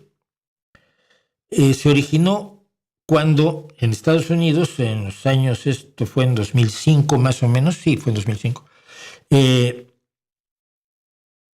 se empezó a promover el diseño, la enseñanza, perdón, del diseño inteligente en las escuelas estadounidenses, principalmente así en la Junta de Educación del estado de Kansas, donde dijeron, vamos a enseñar creacionismo inteligente. El universo fue creado por un ser inteligente y esto lo podemos demostrar porque lo digo yo. No, lo podemos demostrar porque no hay una cosa tan complicada como un reloj que pueda reunirse así al azar. Siempre creen que la evolución es al azar, es muy interesante eso, ¿no? Esto mismo, pues el ojo sí surgió 4 o 5 veces al azar. No al azar, surgió por la necesidad, por la presión evolutiva, pero el ojo ha surgido en varias ocasiones a lo largo de la evolución. Un creador inteligente con un ojo ya tenía, ¿no? Le da el mejor ojo a todos. Con lo cual nosotros tendríamos, por cierto, ojos de pulpo o de sepia. Porque los ojos de los cefalópodos son mucho mejores ojos que los nuestros. Los nuestros, por alguna causa, en el proceso evolutivo tenemos la retina al revés, lo cual no ayuda a que tengamos una gran capacidad visual. El ojo ha evolucionado en los insectos, ha evolucionado en los cefalópodos, ha evolucionado en los vertebrados. Creo que ha evolucionado por ahí en otra ocasión. No me hagan mucho caso. Pero vamos, ha evolucionado varias veces. Pero se decidió que no íbamos a enseñar creacionismo inteligente porque ustedes lo único que hacen es enredar las cosas. Es muy fácil, Dios hizo el mundo y era inteligente. ¿No? Si era inteligente, ¿por qué lo hizo tan mal? Esa es otra pregunta. Tampoco les gusta. Entonces, un chico que se llamaba Bobby Henderson escribió una carta abierta satírica para protestar precisamente con esta decisión de la Junta Estatal de Educación del estado de Kansas en los Estados Unidos de permitir la enseñanza del diseño inteligente como alternativa a la evolución en las escuelas, en las clases de ciencia de las escuelas del estado. Entonces Henderson exigió tiempo igual en las aulas de ciencia para el monstruismo volador de espagueti, junto con el diseño inteligente y la evolución. Si vas a enseñar diseño inteligente y evolución, yo quiero que también enseñes mi religión, que es el monstruismo de espagueti volador. Después de que Henderson publicó la carta en su página web, el monstruo volador de espagueti rápidamente se convirtió en un fenómeno de Internet y un símbolo de la oposición a la enseñanza del diseño inteligente en las escuelas estatales. Esto es muy importante. El objetivo de toda la historia del monstruo volador de espagueti es decir, que si tú crees que tu creencia merece respeto, la mía también, aunque sea una creencia ridícula, porque en realidad no es más ridícula que la tuya. La tuya es igual de ridícula que el monstruo volador de espagueti. Y tienes que admitirlo y tienes que aceptar que la enseñanza de mi religión y que las costumbres de mi religión merecen tanto respeto como las tuyas. Por ejemplo, se supone que el tocado religioso de los pastafarianos es el colador de espagueti, colador que hemos utilizado todos cuando hacemos pasta, porque nos gusta la pasta. A mí me gusta especialmente la pasta. Y entonces, los defensores del laicismo o del sacar a las religiones de los espacios civiles y del Estado, donde no tienen absolutamente nada que hacer, han conseguido que se les permita usar un colador de espagueti en las fotografías de la licencia de conducción, por ejemplo, del carnet de conducción, o al jurar su participación en cargos del del gobierno de Estados Unidos, donde generalmente te piden que jures por las por sobre la Biblia, ¿no? O por Dios, etcétera, etcétera. Entonces, todo esto ha estado muy bien. Luego se desarrolló el Evangelio del monstruo volador de espagueti. En 2006, el propio Henderson aprovechó el viaje y el libro, el canon suelto, el libro sagrado de la iglesia del monstruo volador de espagueti. Un monstruo de espagueti, un monstruo volador de espagueti, esta es la base. Invisible e indetectable, creó el universo después de una borrachera monumental. Y cuando se hacen celebraciones del monstruo volador de espagueti, pues la gente habla como piratas, porque son piratas. Hoy en día, por ejemplo, la página web de Henderson es un negocio. Te pueden ordenar ministro de la iglesia del monstruo volador de espagueti. Lo cual me imagino que es bueno para sus ingresos y es un buen puntacho. Pero no tiene nada que ver con lo fundamental. Lo fundamental es tener un cuerpo de creencias profundamente ridículo que exija los mismos derechos que los otros grupos de creencias o conjuntos de creencias igualmente ridículos, pero que están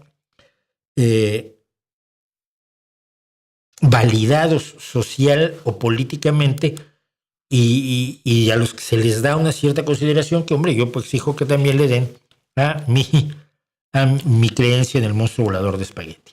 Esa es la historia y quería yo contarla porque efectivamente una vez que empiezas un chiste, pues el chiste se apodera de la idea original y siento que ha pasado mucho, por desgracia, con el monstruo volador de espagueti. Es decir, que la idea original de ser un espejo de feria donde se vea el ridículo de las religiones, el ridículo de las creencias religiosas. ¡Ay, cómo crees en un monstruo volador de espagueti! ¿Tú crees en un señor de barba? No, yo no creo en eso. Dios es distinto. Dios hizo a su imagen y semejanza. Mira, tú crees que hizo el mundo y lo hizo mal. Es un poco absurdo, ¿no? Tú crees que es un malvado que pone un árbol que no se debe, un árbol con el que se va a condenar la humanidad, pero lo pone allí y les dice que no lo toquen. Como si no supiera, pues sabiéndolo todo, debía saberlo, que se lo iban a comer. Y cosas así. Todo ese ridículo de las creencias religiosas, y yo uso el cristianismo porque es la que mejor conozco, no porque le tenga miedo al Islam, que le tengo mucho miedo a los cristianos también, o el mismo miedo. Mataron mucha más gente a lo largo de los años. Es enormemente ridículo cuando lo analizas desapasionadamente. Entonces el monstruo volador de espagueti sirve así para que veas, eso es ridículo, entonces lo tuyo, ¿de qué va? Entonces Dios tuvo un hijo que no era su hijo, con una señora que no era su señora, y para salvarnos del pecado tuvo que matar a su propio hijo. ¿Qué no podía decir con el dedo, ya, están salvados? ¿No es todopoderoso? Ese tipo de absurdeces, ese tipo de tonterías de las religiones, pues es para lo que existe el monstruo volador de espagueti, y yo esperaría que se conservara pues su idea original antes que ir simplemente el chiste por el chiste, que es desgraciadamente lo que siento que ha caído, y el negocio, porque pues hasta si tú vas a Amazon hay monstruitos voladores de espagueti, porque también es negocio. Y bueno, decía yo que íbamos a separar, pero no, por separar no va a estar. Tenemos que pedirle su apoyo en Patreon, en PayPal. Patreon es el símbolo que está arriba a la izquierda, PayPal abajo a la derecha. Patreon es una aportación mensual que hacen de la cantidad que ustedes quieran a partir de €1 al mes. Comentaba yo que alguien que lleva mucho tiempo, lleva 84 meses apoyando a este canal y en 84 meses pues ha pagado 84 euros, que son razonables, pues comprar cosas con eso a €1 al mes, ¿no? Si todos los 252 que estamos aquí pusiéramos €1 al mes, serían 252 euros al mes que vendrían de perlas. Ahora, si ponen 5, pues mejor, ¿no? Toda la vida.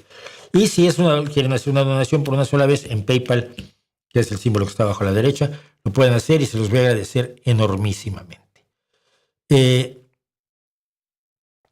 Y bueno, hoy no pude anunciar que vamos a ver en Cosas que Sabemos, pero en unos minutos más estamos en Cosas que Sabemos. Pero sí quiero dedicar unos minutos a esto, porque esto es un anuncio. O sea, me van a perdonar, van ustedes a ser mis cómplices en esta publicidad. Este es el nuevo canal que hemos hecho, Oscura Crónica, el poder y la muerte. Su objetivo es contar historias de poder y muerte, precisamente, cuando los poderosos son asesinos o cuando los poderosos son asesinados, o incluso ocasiones en que los poderosos son el victimario y la víctima, y el poder se traspasa y parte de la historia se reorienta cuando se matan entre sí. Los poderosos, nuestro primer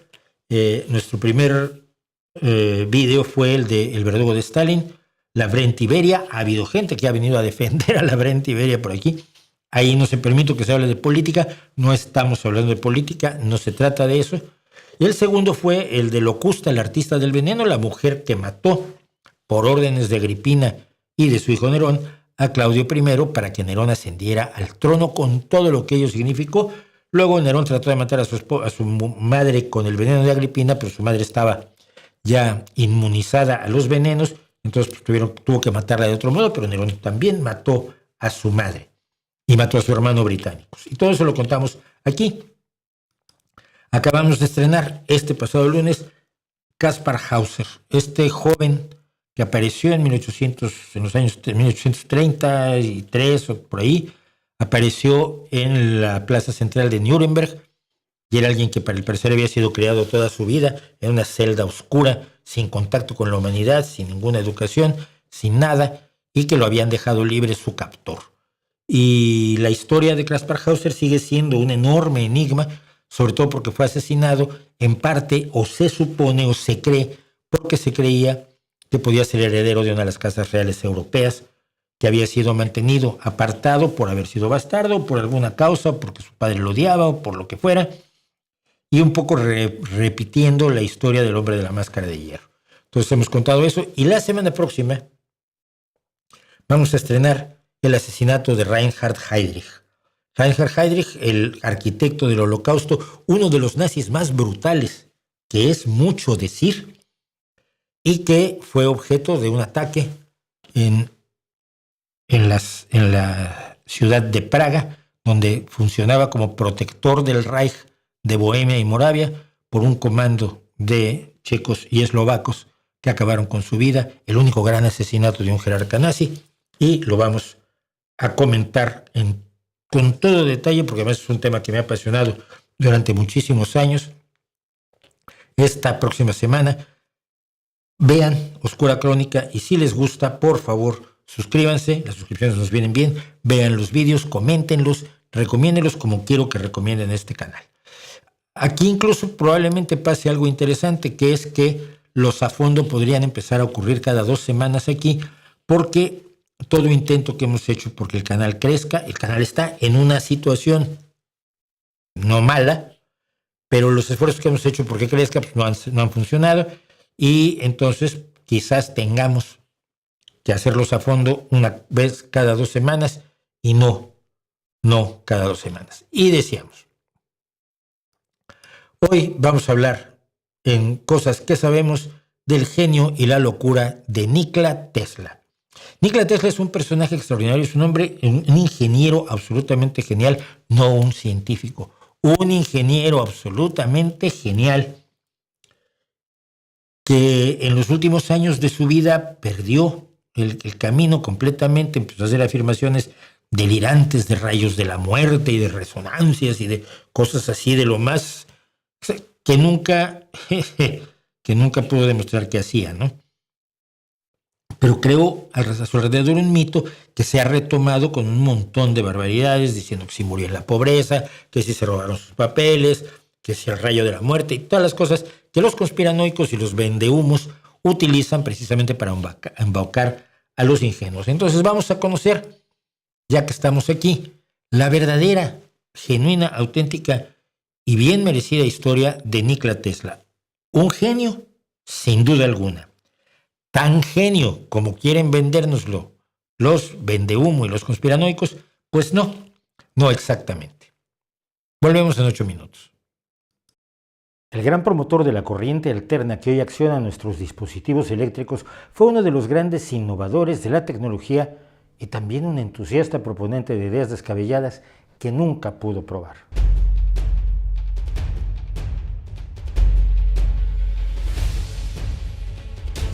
Nikola o Nikola Tesla nació en la aldea de Smiljan, en la actual Croacia, que por entonces era parte del Imperio Austrohúngaro, el 10 de julio de 1856. Deseoso de estudiar física y matemáticas, estudió en el Politécnico Austríaco en Graz y en la Universidad de Praga. Pero pronto el alumno Nikola decidió adoptar una carrera de reciente creación, la de ingeniero eléctrico, aunque nunca obtuvo un título universitario. Su primer trabajo en 1881 fue en una compañía telefónica de Budapest.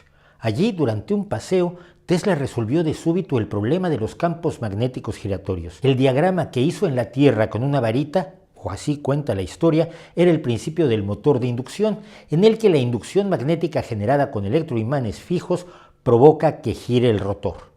El motor de inducción de Tesla sería eventualmente el detonador de la segunda revolución industrial a fines del siglo XIX y principios del XX. Ya entonces se habían hecho evidentes algunas peculiaridades del pensamiento de Tesla. Por una parte era capaz de memorizar libros enteros y al parecer tenía una memoria eidética.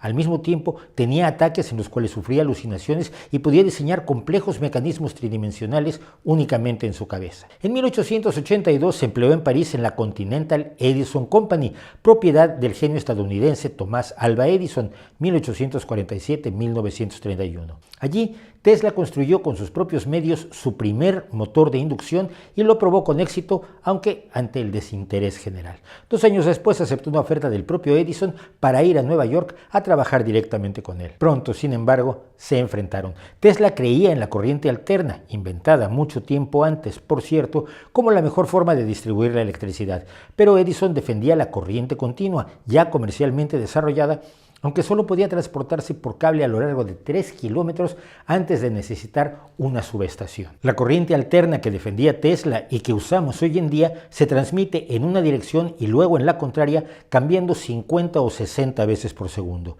Si en vez de 2 cables se tienen 3 o más, se puede transmitir corriente en varias fases. La corriente trifásica es hoy en día la más común en aplicaciones industriales, y esa forma de distribución polifásica de la electricidad fue también uno de los desarrollos de Tesla. Ya separado de Edison, Tesla formó su propia compañía, pero sus inversores eventualmente lo destituyeron y tuvo que trabajar en labores manuales durante 2 años hasta que construyó su nuevo motor de inducción y diseñó la bobina de Tesla, un tipo de transformador que genera corriente alterna de alto voltaje pero baja potencia. Su sistema de corriente alterna fue adquirido por George Westinghouse, el gran rival de Edison. Tesla se ocupó entonces en otros proyectos. Diseñó la primera planta hidroeléctrica en 1895 en las cataratas del Niágara, logro que le atrajo la atención y el respeto mundiales. El brillante ingeniero descubrió también la iluminación fluorescente, las comunicaciones inalámbricas, la transmisión inalámbrica de energía eléctrica, el control remoto o mando a distancia, elementos de la robótica, innovadoras turbinas y aviones de despegue vertical. Además de ser ya sin duda el padre de la radio y de los modernos sistemas de transmisión eléctrica y uno de los pioneros de los rayos X. En total, Nikola Tesla registró unos 800 patentes en todo el mundo y más allá de los inventos eléctricos, diseñó diversos dispositivos mecánicos y se permitió especular con la energía solar, la energía del mar y los satélites. Una de las propuestas de Tesla más interesantes para el público en general fue la transmisión inalámbrica de electricidad, una idea que había iniciado Heinrich Rudolf Hertz. Tesla la demostró en 1893 encendiendo una lámpara fosforescente a distancia. Desde entonces y hasta hoy, numerosos inventores e inversores han buscado una forma segura y barata de transmitir electricidad sin cables, incluyendo un grupo dedicado del famoso MIT, Massachusetts Institute of Technology. Al paso de los años, sin embargo, y sin disminuir las aportaciones que hizo a la tecnología, Tesla empezó a realizar afirmaciones extrañas que no tenían el apoyo de las demostraciones públicas y prácticas que habían cimentado su fama. Así, por ejemplo, en el año 1900, Tesla aseguró que podía curar la tuberculosis Curtis con electricidad oscilante. En 1909 aseguró que podía construir motores eléctricos que impulsaran transatlánticos a una velocidad de 50 nudos, 90 kilómetros por hora. En 1911 prometía dirigibles sin hélice a prueba de tormentas. En 1931 declaró que haría innecesarios todos los combustibles aprovechando cierta energía cósmica que nunca explicó. Y en 1934 anunció otro invento que nadie vio jamás: el rayo de la muerte.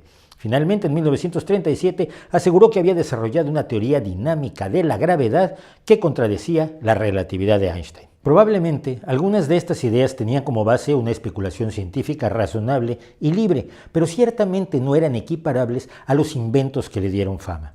Al parecer, alrededor de 1910, Tesla empezó además a presentar síntomas pronunciados de un desorden obsesivo-compulsivo que sin embargo no le impidió seguir trabajando. Así, en 1917 hizo los primeros cálculos de frecuencia y potencia para las primeras unidades de radar. Tesla murió en el Hotel New Yorker el 7 de enero de 1943, solo y sin la fortuna que se esperaría que tuviera. Su legado científico fue confiscado temporalmente por el gobierno estadounidense, temeroso de que sus notas contuvieran elementos de importancia militar que hicieran realidad sus más extremas afirmaciones. Hoy todas sus notas están en el Museo Nikola Tesla. Sin embargo, esta reacción del gobierno estadounidense, junto con lo apasionante de sus afirmaciones más especulativas, le volvieron atractivo para el mundo de lo misterioso y lo paranormal. Y esto quizá influyó para que Tesla cayera en un injusto olvido, pese a ser uno de los ingenieros e inventores más importantes e influyentes de la historia. Cuando se planteó la posibilidad de utilizar la electrocución como medio de ejecución sustituyendo al ahorcamiento, Nueva York contrató a 2 ingenieros que eran empleados de Thomas Alva Edison. Para promover la corriente continua y demostrar que la alterna era muy peligrosa, Edison influyó para que sus empleados diseñaran la silla eléctrica empleando la corriente alterna que promovía Tesla. Incluso, pese a considerarse un opositor a la pena de muerte, Edison promovió exhibiciones públicas en las que se mataba a animales con corriente alterna. En 1890 se llevó a cabo la primera ejecución con la silla eléctrica, un espectáculo atroz que sometió a la víctima a una tortura de más de 8 minutos. Y ni aún así logró Edison impedir el triunfo de la idea mucho mejor de Nikola Tesla, que hoy abastece de electricidad a todo el mundo.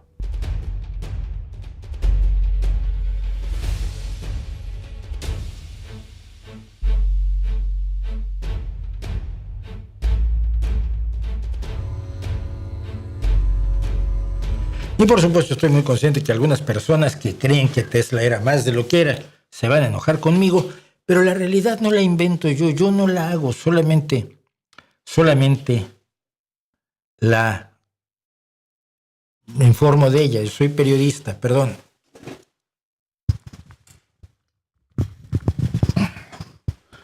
Estaba cayendo una cosa aquí encima y bueno, tengo ahora un panel aquí que impide que haya eco arriba, todo ello gracias a Alex Álvarez Tilles, que ha sido el salvador del audio de este canal y que bueno, se ha aportado, pero vamos, de una manera impresionante. Digo que no sé ni cómo agradecer las cosas, yo soy tan asocial, pero de veras estoy impresionado de todo lo que ha hecho por la tarjeta nueva y como ideas de cómo manejar las cosas, y este panel que tengo aquí arriba, que ahora en lo sucesivo será una de las formas que tenemos de no hacer ecos que eran muy molestos. Bueno, Juan Alberto Cañero hace una pregunta lo más rara del mundo y al mismo tiempo de lo más perversa, pero que algunos libertarianos presentan como si fuera seria. Dice: igual que un niño tiene que asistir a la escuela pública o privada y no a la vez, ¿crees que un adulto debería elegir si quiere sanidad privada o pública y de negarle a la pública se elige la privada? No, pero la comparación es tan extralógica que me deja a mí frío. Primero que nada, la educación es un proceso de construcción que no puedes tener simultáneo, ¿verdad? No puedes ir a clase hoy a un lugar y luego mañana a otro. ¿Por qué? Porque el conocimiento se va edificando de manera progresiva. Mientras que un día tú descubres, por ejemplo, que tienes has perdido vista en el ojo derecho, entonces vas, por lo único que tienes a mano es un médico privado que te ve y te dice: tiene usted una embolia en la rama superior de la vena de la retina. Entonces vaya usted a la sanidad pública que lo atiendan. Entonces, no, ya elegiste la privada, ya no puedes ir a la pública. No, sí puedes ir. Por supuesto que puedes ir. Y te cuento esta historia porque es lo que me pasó a mí. Es lo que me pasó a mí con el embolismo que tengo en la rama superior de la vena de la retina. Y que el tratamiento que me dieron en la sanidad pública fue tal que si no hubiera tenido que pagar en la privada, pues estaría yo ciego del ojo derecho en este momento. Cuando un niño elige o los padres de un niño eligen la educación privada, no se les deniega la pública. Puedes tener un hijo en la privada y puedes tener otro hijo en la pública. Puedes tenerlo este año en la privada y el año que viene en la pública. Perfectamente, porque es un derecho universal. Hay derechos que no son universales. La educación y la sanidad entran en lo que consideramos algunos derechos universales. Pero si un adulto elige la privada, pero también la elige para su hijo, ¿le vas a negar la sanidad pública al hijo también? Si el padre es meramente imbécil, pero no puede pagar los tratamientos que necesita su hijo, ¿a ese hijo le vas a negar la pública? ¿La sanidad pública? Muy peligroso, ¿no? Mira, y la frase la dijo el Gusto Socialista en estos días, que la vi en un tuit, y no me acuerdo quién fue. No tengo nada contra lo privado, pero lo tengo todo a favor de lo público. En estas cosas, la pública es un derecho universal. La sanidad y la educación pública deben ser derechos universales, como es un derecho universal la libertad de prensa, la libertad de expresión, la libertad de tránsito, etcétera, ¿no?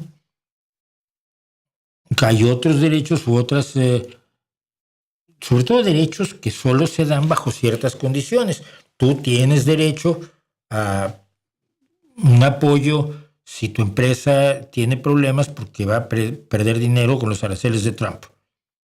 Entonces, el gobierno de España, que ya está en ello, que ya tenía preparado esto, tiene una determinada cantidad con la que va a apoyar a las empresas que van a perder dinero con los aranceles de Donald Trump.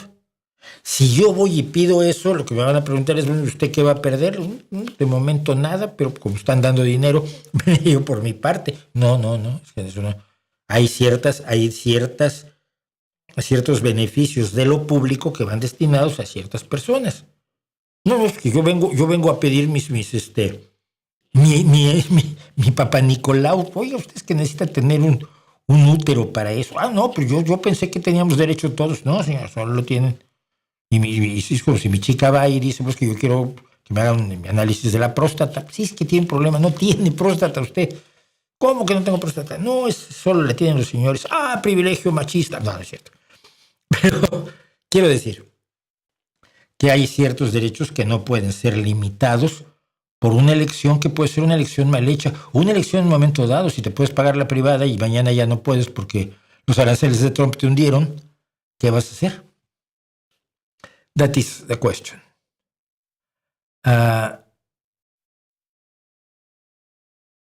Buen día, ¿hablarás del supuesto regreso del lobo terrible, el lobo Huargo? Sí, puedo hablar de ello de una manera clarísima, amplísima. No es cierto. No es verdad, es mentira, es una falsedad, es un cuento, es una historia de una empresa de biotecnología privada, que no es la ciencia, como dijeron algunos periodistas, con una absoluta ignorancia de lo que es la ciencia y de lo que es el periodismo, y ya. Hicieron un lobo grandote blanco, un poco mediante ingeniería genética, pero no han revivido ningún animal extinguido. Adiós, punto, fin.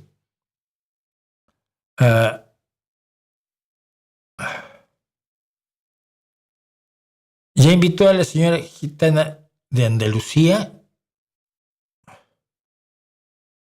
No tengo a ninguna señora gitana de Andalucía. Ya miro gran redada gitana por Pilar Taborá, no. Aprovechando Feliz Día Internacional de los Gitanos que se celebró el 8 de abril. Eso sí, el 8 de abril fue el Día Internacional de los Gitanos. Pues que la señora gitana con la que yo tengo relación es una compañera del Partido Socialista Obrero Español de aquí de Gijón, Adela, que es una persona maravillosa, que tiene escrito un libro sobre su historia como mujer gitana que lucha no solo por el problema que tienes de que los gitanos están mal vistos, sino que la mujer la lleva de otra manera, todavía, en cierta medida, en el pueblo gitano, ¿no? Sus nietas, por ejemplo, todas son profesionistas. Y ella ha plantado cara a quien haya tenido que plantar cara. La adoro, Adela, querida, pero no era Andalucía. Y sí, feliz día al pueblo romaní, a los roma, a los gitanos, a los sinti, a estos que tanto han sufrido por ser distintos y no por otra cosa, ¿no? ¿Quién es mejor de los siguientes filósofos? ¿Sam Harris, Daniel Dennett o Christopher Hitchens? Sam Harris y Christopher Hitchens yo no los consideraría filósofos, pero no hay filósofos mejores o peores. Los filósofos cuando solo hacen filosofía y es irrelevante, igualmente irrelevante. Cuando trabajas en otros temas más serios del intelecto humano, pues, entonces ahí no tampoco hay mejor ni peor, pero hay gente que lo hace mejor. Pero es muy difícil valorarlo, ¿no? Pero por favor dejen de decir que cuando alguien piensa es filósofo. Entonces, porque ese es el truco de siempre, ¿no? Bueno, es que esto es una reflexión importante sobre la situación de los indígenas en México. Es una reflexión filosófica. No es una reflexión filosófica. ¿Por qué le metes filosófico? ¿Por qué una reflexión? ¿Cuándo una reflexión es filosófica y cuándo no? Cuando les gusta le ponen filosófica. Dejen de hacer eso, hombre, por favor.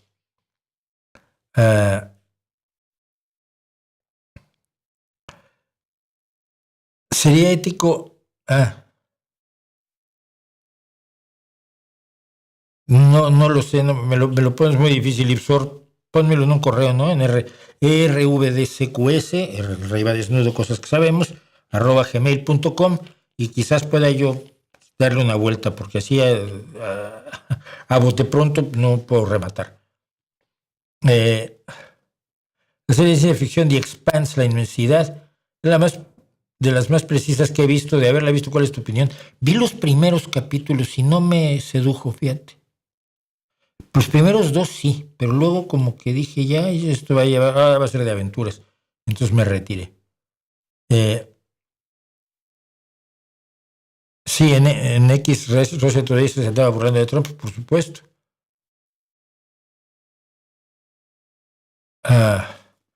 Vi un vídeo donde un doctor debate contra 20 antivacunas. ¿Lo has visto? ¿Te parece una buena forma de abordar el tema? No. No, los debates no sirven absolutamente para nada. Estos debates, sobre todo por cómo se conceptúa el debate. El debate es vamos a pelearnos a discutir y echarnos los platos a la cabeza. Y entonces el más simpático, el más guapo, el que habla mejor, pues ya gana. No es el que tenga más la razón. Los debates en realidad, a lo que se refiere el debate en serio a nivel académico, es plantear un problema y que dos personas den sus argumentos uno tras otro de su punto de vista a favor o en contra del problema, a favor o de manera positiva o negativa ante la pregunta planteada en el debate. Y entonces tienes un tiempo para hacer tu planteamiento, tienes un tiempo para contraargumentar al otro, tienes un tiempo quizás para hacerle preguntas al otro. Pero todo esto es muy ordenadito, muy seriecito y muy poco cinematográfico, muy poco televisual. Y entonces al final pues la gente vota si la respuesta fue respondida mejor por uno o por otro. Entonces un debate, por ejemplo, es ¿existe Dios? Entonces yo puedo dar mis argumentos en contra de la existencia de Dios y otro dará las suyas a favor de la existencia de Dios, pero no discutimos entre nosotros. Abordamos el tema del debate. Un debate contra 20 antivacunas lo veo como un jugador de ajedrez jugando contra 20. Pues está bien, pero no mejor el ajedrez mundial. No le veo el sentido, ¿no? Probablemente él sí, pero yo no. No me extrañaría que alguien que ha ganado el dinero con el lío de la bolsa sea el propio Trump, por supuesto que no, o por lo menos sus hijitos. Sus hijitos.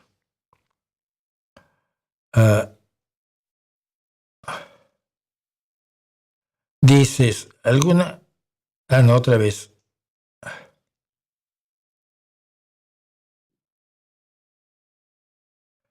¿Agustín Lara o José Alfredo? No elijo. Hay algunas cosas que me gustan de Agustín Lara, hay algunas cosas que me gustan de José Alfredo. No. Eso, plantear el mundo como un partido de fútbol es un error. De verdad. Es un error.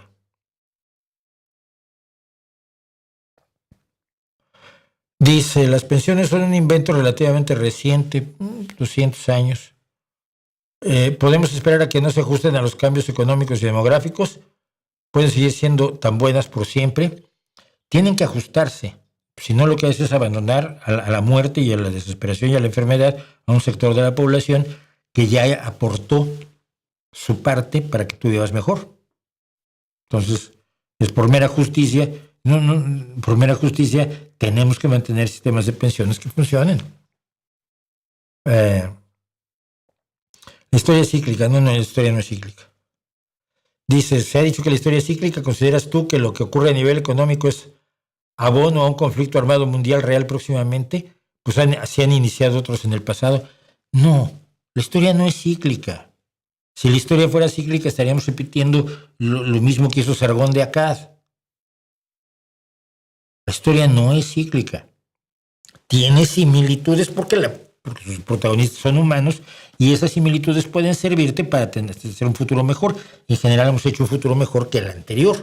Entonces la historia no es cíclica, la historia es ascendente hacia estadios mejores en lo moral, en lo económico, en lo social, en lo psicológico, en la salud, en todo. Demostrablemente. Esa idea no se sostiene, no hay nada que haga que la sostenga. Tú me dices que las condiciones actuales, como hay una crisis económica, puede provocarse una guerra, pues es que las condiciones económicas son una parte de una multifactorialidad gigantesca que da como resultado la Primera Guerra Mundial, donde había tensiones entre imperios que hoy no existen como tales.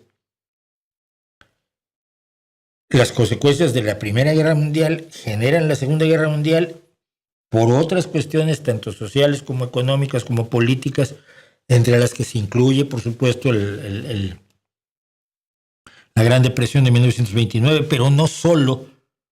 Acuérdate que la guerra empieza 10 años después. Entonces, el que hay un problema económico, no, mira, pasamos por el desastre de los Lehman Brothers en 2010.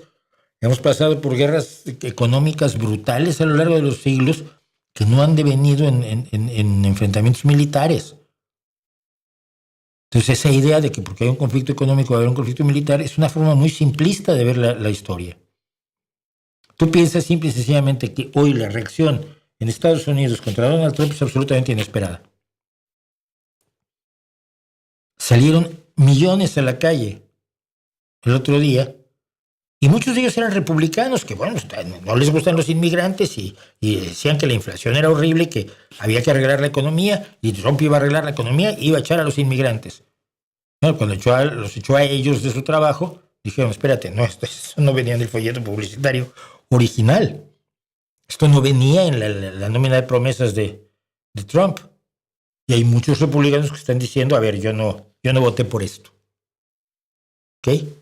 Sí que no, y esto no lo podías decir tú en otras condiciones, en otro momento, bajo otras circunstancias históricas, educativas, de sanidad, de interrelaciones en la economía mundial, de todo. Todo es distinto. Lo que se parece es que somos humanos, pero hay que tener cuidado con esas simplificaciones.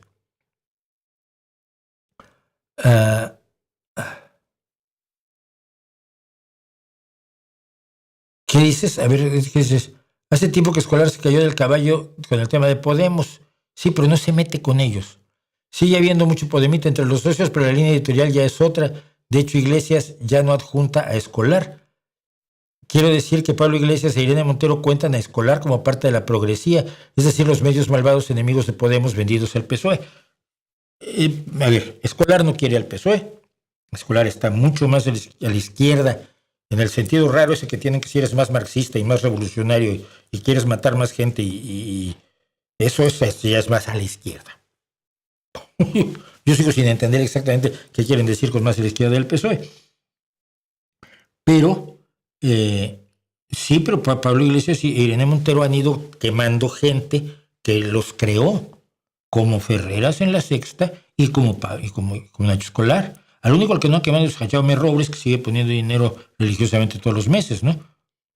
Para mantener el engendro de Canal Red. El Russia Today madrileño. Entonces, no. Escolar no se puede tirar contra Podemos porque se queda sin lectores. Yo alguna vez le escribí, ¿cómo se llama? Íñigo Ugarte, ¿no? Íñigo Sáez Ugarte. Es su lugarteniente, su segundo de a bordo. Me acuerdo una vez que escribió, creo que varias decenas de editoriales, la mayoría de los cuales eran a favor de Podemos. Entonces yo le escribía a Escolar y le decía, pues, ¿cómo puedes creer que esto es serio?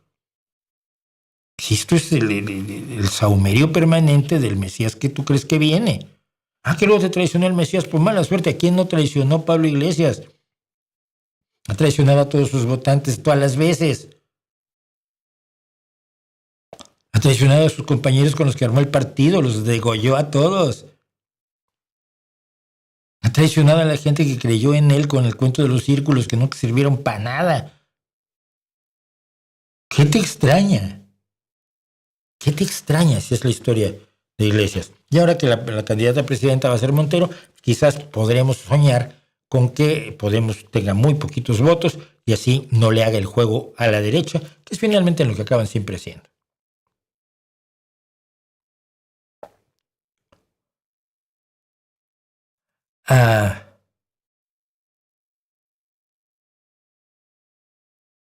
Bueno, sí, me están hablando de cocinar con leña, pero predispone al EPOC, enfermedad pulmonar obstructiva crónica, en México es muy común.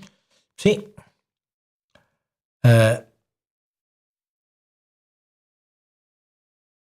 Bueno. Vamos a contar una cosa de lo más raro que tengo yo por aquí hoy. Y es la ciudad gobernada por la empresa.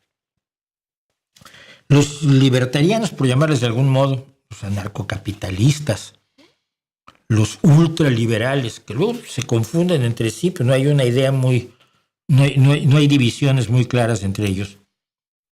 Siempre han tenido el sueño de hacer a ellos lo que menos les gusta es el gobierno. Porque el gobierno te obliga a hacer cosas, ¿no? Ellos quieren hacer lo que se les dé la gana. Toda sociedad humana, debemos tener esto claro, te obliga a hacer cosas. Y si tú te levantas como se levantan, no sé, Rayo y La Calle y todo esto, Laje y todo esto. Bueno, que estos son los titeritos, las marionetitas del gran capital. Pero bueno, son los que hablan, ¿no? Dicen, no, es que ¿por qué el gobierno me tiene que obligar a mí a algo? Por ejemplo, a pararme en los semáforos cuando están en rojo.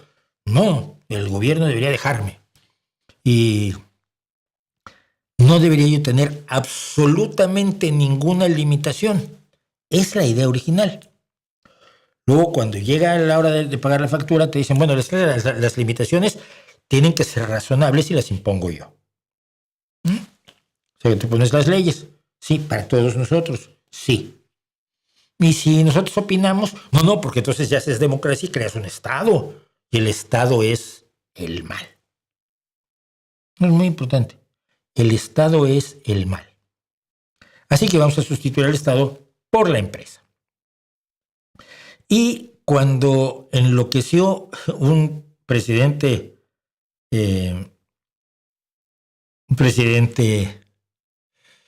hondureño, concretamente, ¿qué era?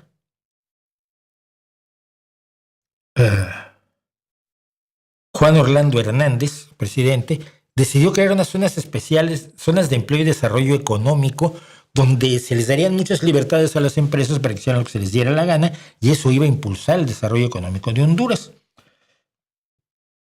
Es esta idea de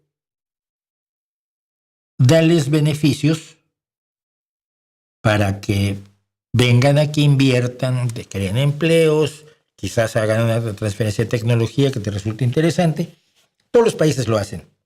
Hay formas de hacerlo más a lo estúpido y hay formas de hacerlo más a lo inteligente. Pero todos los países ofrecen ventajas a los inversionistas porque les interesan las inversiones, no porque sean, ni porque crean que la empresa es lo más bonito del mundo, sino porque es necesaria. Entonces, bueno, durante el mandato de Juan Orlando Hernández se crearon las zonas de empleo y desarrollo económico dentro de Honduras. Y entonces un venezolano llamado Eric Bremen, de profesión millonario, exgerente de fondos de inversión, ya se imaginará usted, decidió tomar la isla de Roatán, o un trozo de la isla de Roatán en Honduras, y crear una ciudad privada. Es decir, una ciudad donde manda la empresa. No una ciudad que sea como un municipio donde tú luego vas y votas y eliges al alcalde, y cuando el alcalde mete la pata vas y le gritas. No. Entonces, es una ciudad-estado libertaria con una estructura fiscal y regulatoria independiente. ¿Independiente de quién? Del Estado. O sea, controlada por los dueños del dinero. Diseñada para atraer inversionistas, empresarios tecnológicos y defensores del libre mercado. Esta comunidad opera bajo su propio código legal. Es decir, los que hicieron la ciudad crearon las leyes. Si quieres ir, esas son las leyes que tienes que obedecer. Bueno, pero las puedes cambiar luego con tu participación ciudadana. No. Las pusieron los señores de arriba. Es un poco como Sargón de Akkad o cualquier rey babilónico, pero ahora en el libertarianismo del siglo XXI. Tiene tasas impositivas mínimas porque no hay nada que odie más que los impuestos, los señores que se aprovechan de los impuestos generalmente. Siempre, si los capitalistas siempre acaban en lo público, ahora está Pablo Iglesias precisamente pidiendo dinero público para hacer crecer su bar. Es que es un bar que lucha contra el fascismo, no, mi amor, es un bar donde la gente se emborracha. Eso es a lo que va a los bares, o a jugar al mus. Así que no me vengas con que es la lucha contra el fascismo. Bueno, y un sistema judicial digital administrado por jueces retirados de Arizona. Y aquí quiero hacer una paréntesis interesante. Cada vez más en Estados Unidos se busca que las cuestiones se resuelvan por arbitraje y no por juicio. Primero que nada porque efectivamente el sistema judicial estadounidense se ha alambicado, demasiado se ha complicado, es lento y demás, pero es garantista. El problema de ser garantista es que garanticen los derechos de todos los implicados en un enfrentamiento judicial. El arbitraje es otra cosa. El arbitraje es que aceptes someterte a que un señor vea tus puntos de vista y los puntos de vista del otro y decida. Y ya no hay apelación. No puedes estar en desacuerdo. Aceptas antes de que empiece el juicio, o no el juicio, el arbitraje, que vas a aceptar lo que decida aquel señor. Ya si le untan la mano por debajo de la mesa con un milloncito más, un milloncito menos, pues tú ya no estás para protestar. Y el arbitraje está sustituyendo mucho al mercado, al mundo del derecho laboral en Estados Unidos, donde los trabajadores se tienen que someter a arbitraje para que les den un puesto de trabajo, entendiendo que luego no pueden ir, cuando los despiden injustamente, no pueden ir a presentarse ante un tribunal, sino que van a ir a un arbitraje. Y eso es lo que hacen los jueces retirados. Muchos jueces retirados trabajan como árbitros en este tipo de cosas, en este tipo de enfrentamientos judiciales. Con una tasa impositiva corporativa del 1% y sin impuestos sobre ganancias del capital, el enclave se presentó como una alternativa al sistema hondureño, buscando demostrar que la economía de libre mercado y la mínima intervención gubernamental pueden generar prosperidad. Y ahí fueron a dar los inversionistas de Silicon Valley más chiflados, como Peter Thiel, o el tío este que cree que está haciendo ya que te va a vivir para siempre porque come pastillas, o el otro que dice que ya estamos en el transhumanismo, ¿no? El transhumanismo es esta idea de la unión del hombre y la máquina, que Elon Musk te la vende con el Neurolink, aunque no sirva para nada el Neurolink, y evidentemente ningún ordenador hasta este momento ha sido capaz de interpretar los pensamientos de un ser humano, ni mucho menos ha sido capaz de pensar como un ser humano. Solo puede simular el pensamiento, que es lo que hace la inteligencia artificial. Te da frases perfectamente coherentes, pero no sabe lo que está diciendo. su operación es mecánica. Entonces, gente como Peter Thiel, que es uno de los grandes ideólogos de Donald Trump, vieron en Próspera un espacio ideal para, aquí vamos a hacer los máximos avances, porque los avances que no nos permite hacer el Estado en otros lugares, por ejemplo, no me permiten hacer experimentos con humanos, aquí sí se puede.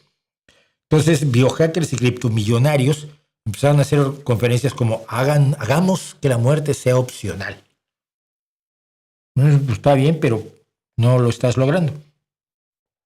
Y facilitando la instalación de empresas de biotecnología y de energía nuclear, sobre todo de pequeños reactores nucleares, en condiciones, según los que saben, un poco peligrosas.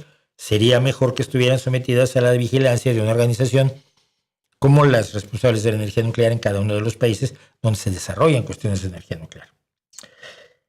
El caso es que, pues, Juan Orlando Hernández, presidente de Honduras, dejó de ser presidente de Honduras, fue arrestado después de ser presidente de Honduras y fue condenado en Estados Unidos por narcotráfico. Y su sucesora, la presidenta Xiomara Castro, decidió que este proyecto era una creación del narcorrégimen y logró que en 2024, hace un año, la Suprema Corte de Honduras declarara inconstitucional la ley de las zonas de desarrollo económico y puso en duda la legalidad de la ciudad que ya se habían construido los millonarios.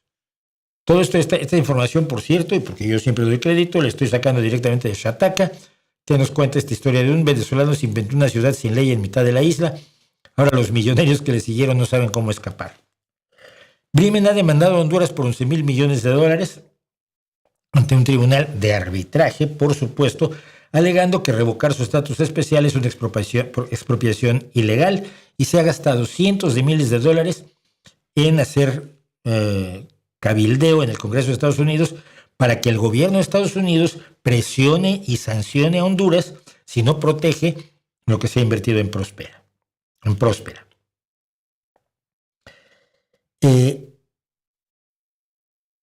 ¿Cuál es el problema? Verás, hay unas comunidades que viven alrededor de esta, ¿no?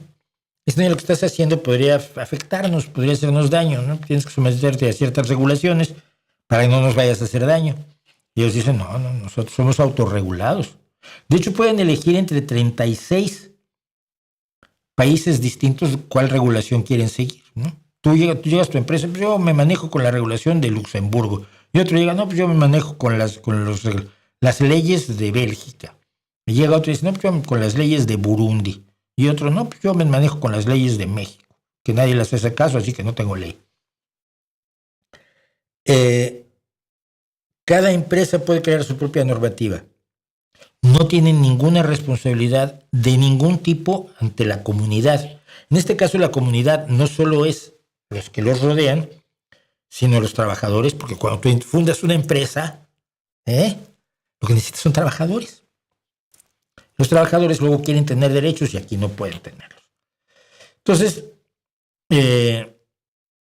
esta libertad regulatoria y esta libertad de los impuestos llevaron a que muchos inversionistas fueran efectivamente a esta ciudad, importándoles un pito todo lo demás, lo cual también ocurre con frecuencia. Especialmente son sectores de biomedicina, sobre longevidad extrema y terapias experimentales que están prohibidas en Estados Unidos y en prácticamente todo el mundo. Pero ahí no, porque se regulan solos. El alcalde de Roatán ha criticado que Próspera, y este es el punto fundamental, usa la infraestructura de la isla sin pagar impuestos municipales, lo que agrava problemas como la falta de carreteras, drenaje y seguridad. Sí, es que los ricos libertarianos, hay gente, yo conozco muchísima gente con dinero que entiende perfectamente lo que voy a explicar, pero que a veces hay que explicárselo a los libertarianos, sobre todo a los libertarianos pobres, que creen que con eso ya Elon Musk les va a dar unas opciones de acciones en Tesla o en SpaceX, ¿no? Que los va a reconocer como algo más que los que le limpian los zapatos. Bueno, las empresas son las máximas beneficiarias de los desarrollos de la sociedad que se pagan con impuestos. ¿Cómo, dirás tú? Pues no, los hacen escuelas públicas y clínicas públicas. Sí. Y eso te da también trabajadores más preparados y te da trabajadores más sanos. El beneficiario, sin duda, eres tú. Verás, tus trabajadores usan las carreteras poco, ¿no? Y si tienen 10 días, 15 de vacaciones al año, y si tienen un cochecito así, aunque sea modestito, pues usarán la carretera para ir a un centro vacacional medianamente cercano, donde tostarse la panza antes de regresar a trabajar para ti. Pero tus productos utilizan las carreteras para transportarse todos los días. Tú te beneficias de la seguridad, de la policía. ¿A mí qué me va a cuidar la policía si valgo 3 céntimos, 3 euros y 4 céntimos? A mí la policía no tiene por qué estarme cuidando. Pero a la gran empresa que tengo aquí junto, a esa grandiosísima empresa, a esa sí hay que cuidarla. Y esa sí tiene que tener seguridad y esa sí tiene que estar protegida. Y el día que la roban, el día que le roban algo fuerte a un rico, la policía se pone en acción a una velocidad enorme. A mí cuando me tumban la cartera en el autobús, pues lo más que puedo decir es adiós, ¿no? No va a venir un detective a investigar el robo de una cartera en un autobús. ¿Ok? El alumbrado público, el drenaje, el agua potable, la electricidad, todo lo que en muchos países se paga con los impuestos, la privatización eléctrica por eso es un horror,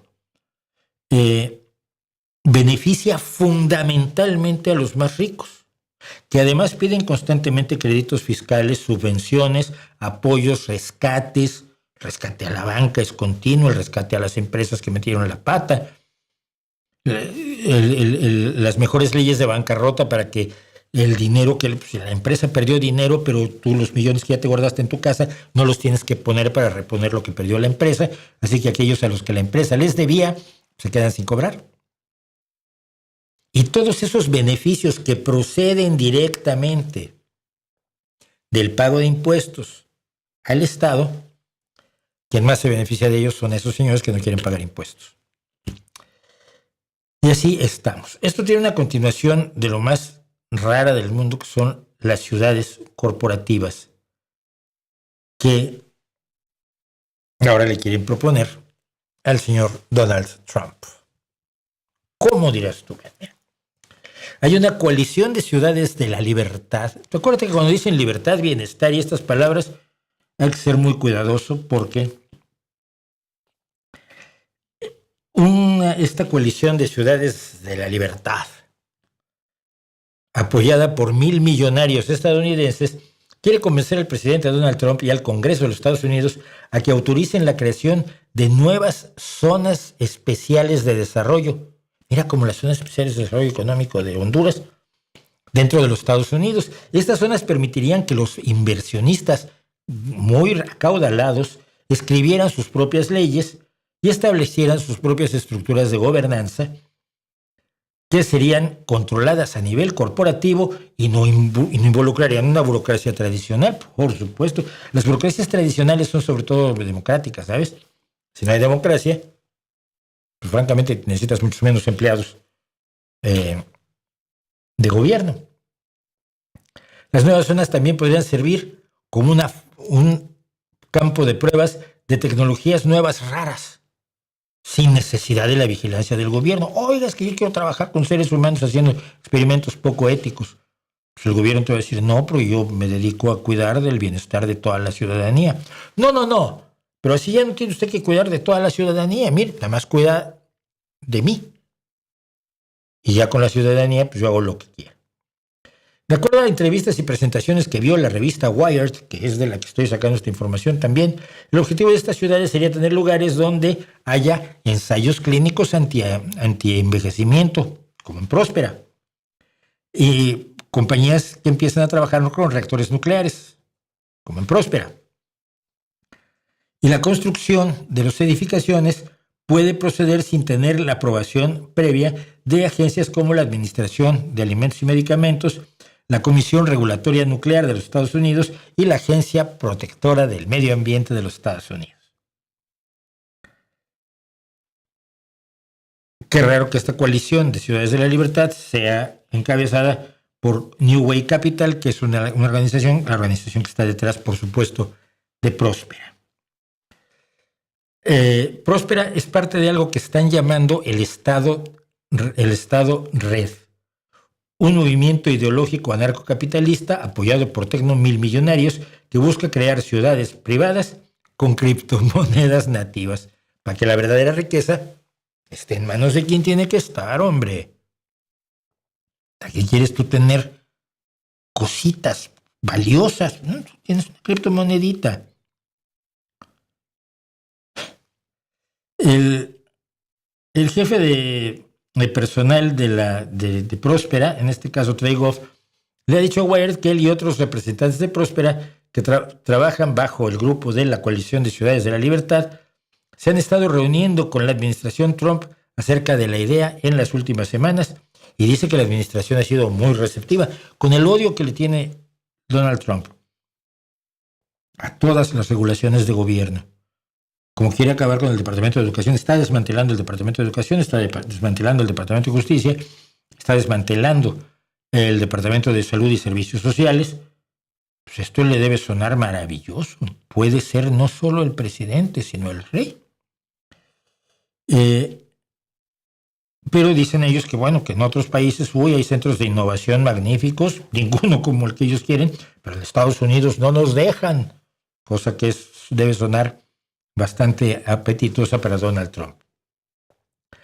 El lugar ideal, y con esto termino, para no darle más al delirio aynrandiano, absolutamente aynrandiano y Milton Friedmaniano, ¿dónde vas a construir estas ciudades? O sea, está todo ocupado. En realidad no está todo ocupado, pero ellos ven un lugar exacto donde pueden construir estas ciudades. Muy bien, los parques nacionales de los Estados Unidos. La tierra del gobierno de los Estados Unidos no se usa para ni la tierra del gobierno de Estados Unidos, ni la tierra del gobierno de España, ni la tierra del gobierno de Alemania. Las tierras, físicamente las hectáreas que controlan los países, pues no están dedicados a la agricultura o a la industria ni nada, sino se utilizan para la conservación de la fauna y para la conservación del medio ambiente, pulmones para que haya oxígeno y cosas así inútiles, ¿no? Entonces, pues ellos dicen, mejor en los parques nacionales, ahí ponemos nuestras ciudades. Y Trump ya en un video durante la campaña, Trump habló de usar las tierras federales protegidas para construir ciudades de la libertad. Dice alguien que lo conoce, que Donald Trump considera que la idea que debe poner en práctica es la de la última persona que habló con él, a la que le tenga cierta confianza. Y él le tiene confianza a las personas que lo adulan y lo halagan. Entonces no es difícil que esto sea un proyecto de Donald Trump. Es enormemente poco viable, sobre todo es enormemente poco viable a gran escala. Quizás se construyan 2 o 3 ciudades que será un gusto ver estallar. O pedir dinero al gobierno, que es lo que acaban haciendo siempre los grandes empresarios, de Pablo Iglesias para arriba.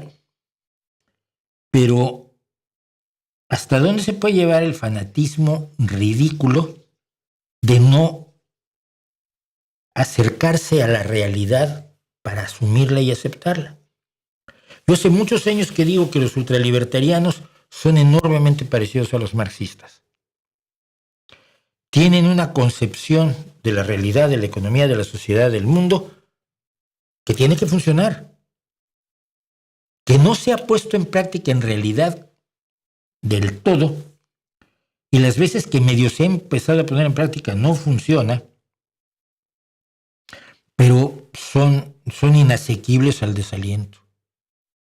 Ellos son tenaces en su camino y firmes en su determinación, y no les importa el dolor que causen ni el ridículo que hagan. Así que igual tendremos que ver dentro de poco ciudades de la libertad como la Próspera de Honduras, perjudicando a la gente a su alrededor, pidiéndole dinero al gobierno, aprovechando los bienes que se pagan con impuestos y negándose, por supuesto, a pagar impuestos como hace el matón de patio escolar. ¿Qué les parece esa historia? A mí me parece de lo más delirante.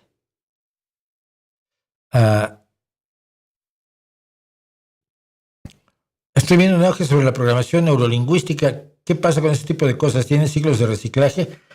No, mira, hay cosas que renacen cada 5 años porque la gente se olvida que eran una chorrada, porque hay nueva clientela. Vienen nuevas personas que nunca han sido sometidas a la crítica, a las barbaridades de esto. Programación neurolingüística, pues sabes que eso no existe y es un invento de un chalao, no tiene pruebas científicas, no tiene estudios, no ha demostrado servirle a nadie de todas las miles de personas que han soltado su dinerito para hacer programación neurolingüística, y vienen nuevos ingenuos y caen. Mira, hoy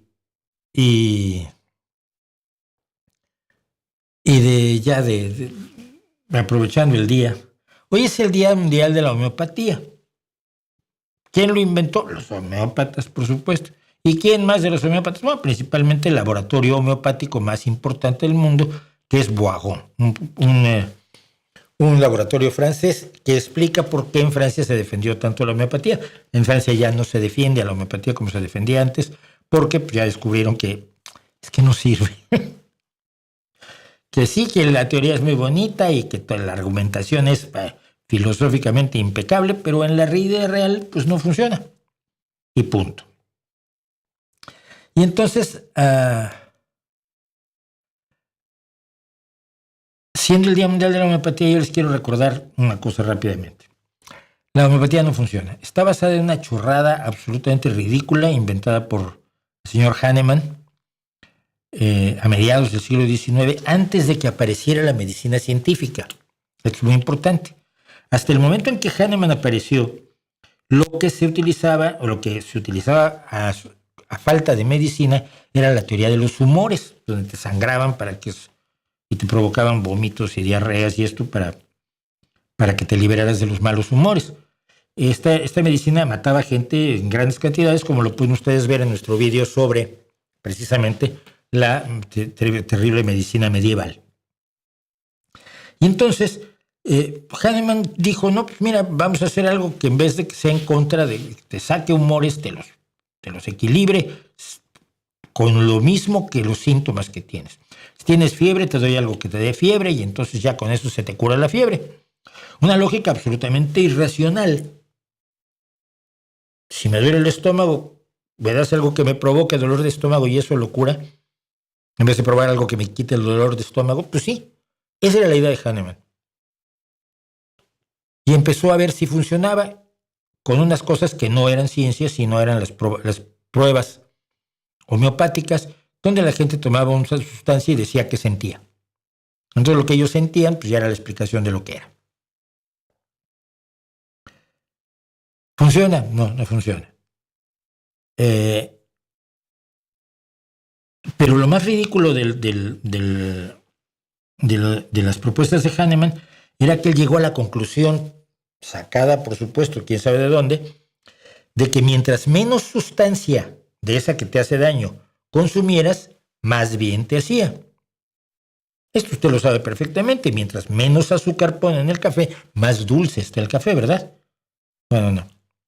No, pero en otros casos también se da, ¿no? Por ejemplo, con la sal, no. Bueno, pues se da con el alcohol. Mientras menos bebe usted, más se emborracha. No, no. ¿Cómo era? Pues no era. Pero el señor Hahnemann lo dijo y tuvo una ventaja extraordinaria por encima de sus competidores de la época. Sigo hablando de mediados del siglo XIX. Mataba menos gente que la medicina de entonces, que no era medicina, que eran estas prácticas salvajes basadas en las ideas de Hipócrates y Galeno. Y entonces, pues, la efectividad de la homeopatía era que dejaba que los que se podían curar solos se curaran sin que los mataran sangrándolos o provocándoles diarreas y vómitos y cosas horrendas que eran que los quemaran con cauterizadores y todas estas cosas que hacía la medicina todavía en el siglo XIX. Entonces, pues tuvo mucho éxito la homeopatía. Si te podías curar solo, te curabas solo. Si no te podías curar solo, pues si lo mató fue la Virgen, si se salvó fue el doctor. Cuando aparece la medicina científica, resulta que sí sirve. Cuando Pasteur y Koch desarrollan la teoría de los gérmenes y demuestran que hay gérmenes patógenos pequeñísimos que no podemos ver pero que nos enferman, y demuestran que los humores no tienen nada que ver con la salud, cambia todo el mundo menos la homeopatía, que sigue empeñada en donde estaba. ¿Qué causa la enfermedad? Los miasmas. Eso decía también la medicina no científica previa a la medicina científica en Europa, y también lo decía la homeopatía. Son los miasmas. ¿Qué son los miasmas? Misterio. Pero bueno, son cosas miasmáticas que te provocan enfermedades. Y así están hasta hoy. Yo me he suicidado intencionadamente de manera homeopática 5 veces. En 2 de ellas me comí una caja completa de Sedatif, un producto de Boiron que dice que 2 de esas 2 pastillas de su Sedatif son tan eficaces para sedarte y relajarte como un Valium. Si alguna vez usted se ha tomado un Valium, sabe cómo pega esa cosa.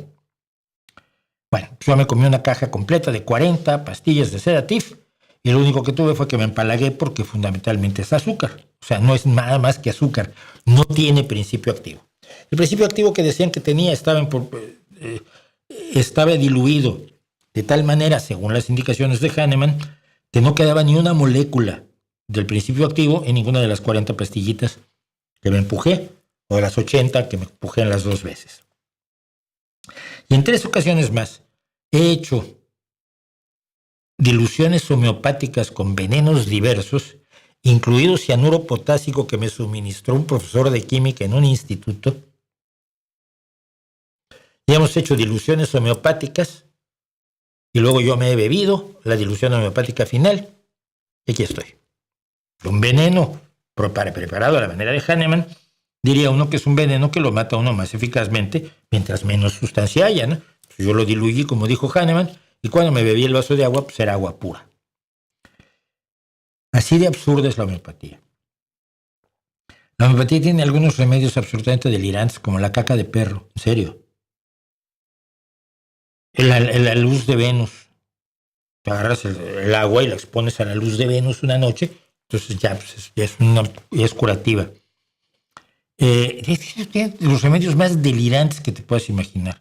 Y el más conocido, y a ese le quiero dedicar un segundo, es el Oscillococcinum. El Oscillococcinum se usa muchísimo para las gripes.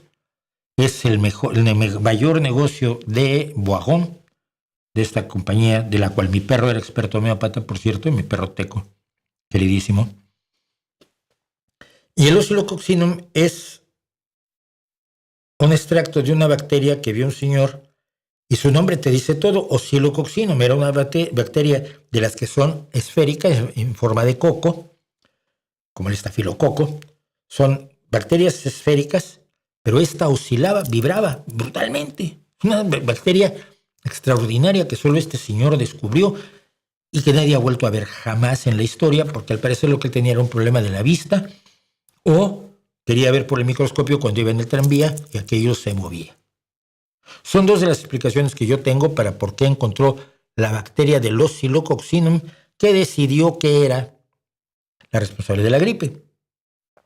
No el virus de la influenza que conocemos nosotros y que tiene sus distintas variedades, N1, H1, N1, N2, N3, N4, H1, H2, H3, H4, H5 y así sucesivamente, los distintos tipos de gripes que sufrimos y que están perfectamente identificados por la composición del ADN o SRN en los virus. No me acuerdo si son virus de ARN, si son virus de ARN. Si me equivoco me pegan y ya,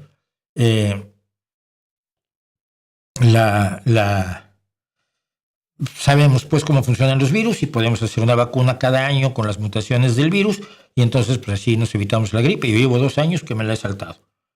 Y sin contar con que mi único COVID fue bastante leve y llevo 5 vacunas de la COVID. Bien, contado eso, el Oscillococcinum, que no existe, se obtiene, pobrecito, del hígado del pato de Bavaria. ¿Por qué? No, del pato de la Barbaria. No sé por qué al pobre pato decidieron que tenía Oscillococcinum en el hígado. El hecho es que esta empresa mata patitos para sacarles el hígado y luego diluirlos tanto que ya no queda hígado de pato en lo que usted se le compra en la farmacia con el título Oscillococcinum. y que no sirve para nada y que no reduce los síntomas de la gripe. Cuando usted, si tiene mucho moqueo, un antihistamínico no solo sabemos que funciona, sino sabemos cómo funciona. Ellos dicen que la osilocoxina no funciona porque ellos lo dicen. Feliz Día Mundial de la Homeopatía, hijos míos. Es la patraña más extraordinaria que imaginarse pueda. Y toda persona honrada que la estudie tiene que concluir exactamente eso. Yo aquí, en este canal, he entrevistado al doctor Edzard Ernst, un hombre que tenía, cuando era joven y de manera muy legítima y muy noble, tenía grandes sueños de integrar las medicinas alternativas a la medicina científica, ¿no? Allí tiene que haber algo. Y si eso lo traemos, pues ayudamos mejor a la salud humana. Un hombre con una verdadera vocación por la salud, el doctor Edzard Ernst. Es alemán y luego trabajó mucho en el Reino Unido, hasta de regreso en Alemania.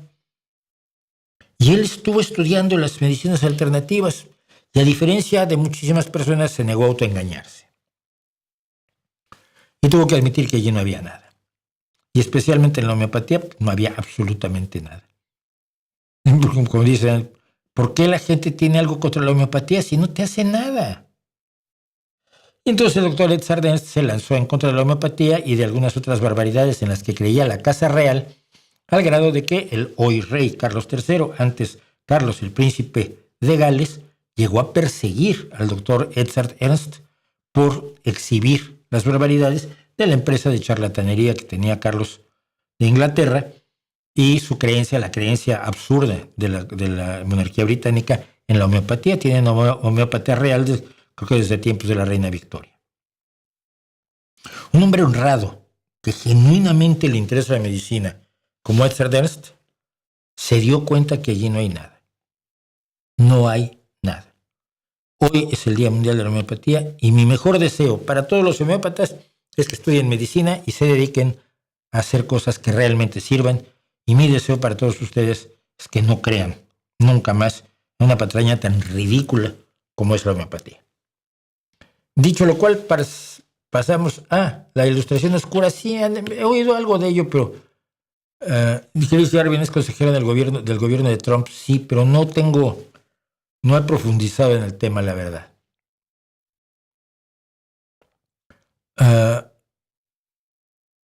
Bueno, José Morales está de acuerdo conmigo. Slash es un virtuoso y aparte el compositor de Guns N' Roses, pero Axl Rose es una lacra. ¿Con quién acabo de ver a Slash yo? Espérenme, porque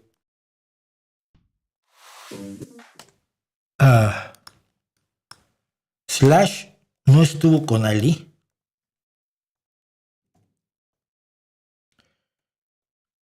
Yo qué sé, mecanografía, por no poner las dos manos aquí y parecer que estoy así, escribo con un solo dedo, es absurdo. Sí, Slash estuvo con una extraordinaria gaitera estadounidense que es Ali Piper, de la que ya he hablado aquí, y tocó algo con ella. Slash tiene todos los años del mundo, igual que yo, y Ali es muy jovencita. Además, me cae muy bien porque es una chica que tiene una enfermedad que le va a hacer que su vida sea corta, pero esperemos que esté llena de éxitos y que toca maravillosamente la gaita de las tierras altas, de los Highlands, la gaita Highlander de Escocia. En Escocia hay varias gaitas y en el mundo hay millones. Y de veras les debo la historia de las gaitas que tengo muchas ganas de escribir. Además, aquí en Gijón, concretamente, y por idea de Paco Taibo I, de Paco Taibo I, hay un museo de la gaita. Yo cuando traigo gente y ve el Museo de la Gaita, flipa con el Museo de la Gaita que tenemos. Bueno, ¿qué más me dicen? Se dice que los ricos tienen dinero porque trabajan duro y ahorran y los pobres son vagos y malgastan. ¿Crees que es una falacia que se usa para justificar que el 1% tiene más del 50% de la riqueza? Es que sí, es que los que trabajan son los trabajadores. Sí, hay muchos ricos que trabajan muy duro, pero no se ganan todo lo que se ganan. Lo que se ganan es generalmente por pagar salarios más bajos de los que deberían a sus trabajadores. El otro día Elon Musk, mira que yo nunca le respondo a Elon Musk.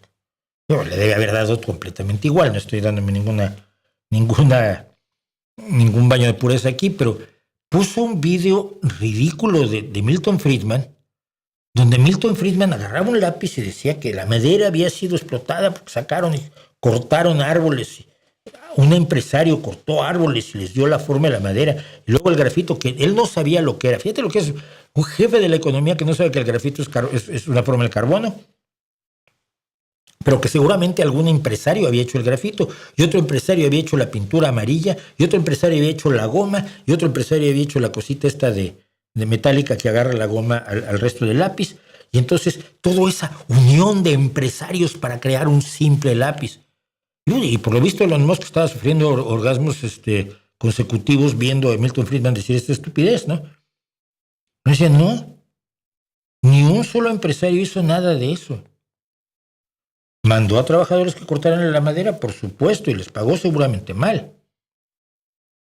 Seguramente no todo lo que debería. Y luego pues, mandó a trabajadores a que hicieran la forma del lápiz, y luego estaban los mineros del carbón que nunca han ganado millonadas, las empresas del carbón sí, que hicieron el grafito y así sucesivamente. Todo eso lo hicieron trabajadores. Pero es que Elon Musk no ha diseñado un tornillo de las naves espaciales de SpaceX, lo han hecho otras personas. Y sabemos perfectamente, simple y sencillamente, si le duplicara el sueldo a sus trabajadores Elon Musk o Jeff Bezos, su fortuna no se vería mermada. Sus trabajadores serían trabajadores excelentemente pagados y enormemente felices. Si les duplicaran el sueldo a todos los trabajadores de Amazon, por ejemplo, lo puede hacer sin que su fortuna realmente se vea mermada. ¿Por qué tiene sueldos bajos para los trabajadores de Amazon? Porque los detesta, porque los desprecia, porque considera que no valen, que valen para enriquecerlo a él, pero no valen para vivir con dignidad a ellos. A mí siempre me ha parecido muy raro, ¿no? Yo sí he conocido empresarios que pagan sueldos justos. Y los trabajadores se quedan con ellos toda la vida. Los trabajadores trabajan duro por la empresa, porque la empresa reacciona a sus necesidades. Yo he conocido empresarios así, por supuesto, no tengo nada en contra de ellos. Y las pocas veces que yo he tenido empleados, para mí lo primero es pagar la nómina del empleado y pagarle bien. La primera señora, cuando yo llegué aquí a España, la primera señora que me estuvo ayudando en la casa, que venía 4 horas a la semana, un poco a la limpieza, y después de un año estar conmigo, estás cobrando tanto a la hora, sí, pues vamos a aumentarlo a tanto. Y dice, ¿por qué me lo aumentas? Que cada año se aumentan los salarios, mija.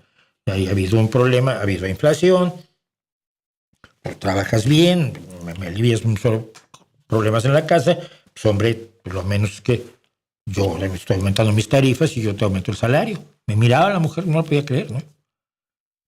A mí me parece lo más normal del mundo.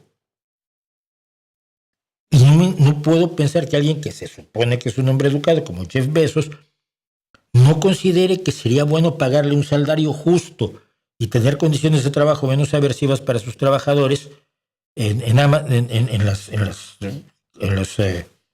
centros de logística de Amazon. Y están peor los Estados Unidos que los de aquí, que aquí se acaba de poner un centro de logística de Amazon, pero bajo las condiciones laborales españolas, que no son las condiciones laborales de los Estados Unidos. Así que yo creo que sí es una falacia. Yo creo que el empresario, sobre todo cuando es el generador de las ideas, tiene una importancia real cuando es un innovador. Y por supuesto, si arriesga su capital y trabaja y demás, tiene derecho a ganar más dinero que pasa barriendo. Totalmente de acuerdo hasta ahí. Lo que no estoy de acuerdo es que el que pasa barriendo tenga que pasar hambre o vivir en una situación de indignidad mientras el otro vive infinitamente mejor. Es decir, hay un piso por abajo del cual ningún ser humano debería caer. Se llama el piso de la dignidad de vida y de la esperanza de vivir mejor mañana. Eso sí, creo que lo debemos tener todos. ¿Tienes idea? Me pregunta, siguiente pregunta, Ponce Guillermo, ¿tienes idea de cómo se podría resolver esta desigualdad que amenaza con perpetuarse? Sí, con leyes justas. Por eso creo en la socialdemocracia. porque creo que un gobierno socialdemócrata justo puede expedir leyes justas que impidan estos abusos al tiempo que permiten que las empresas florezcan, que no mata la innovación ni llena a las empresas de burócratas como lo hizo la Unión Soviética o China, ¿no? En fin.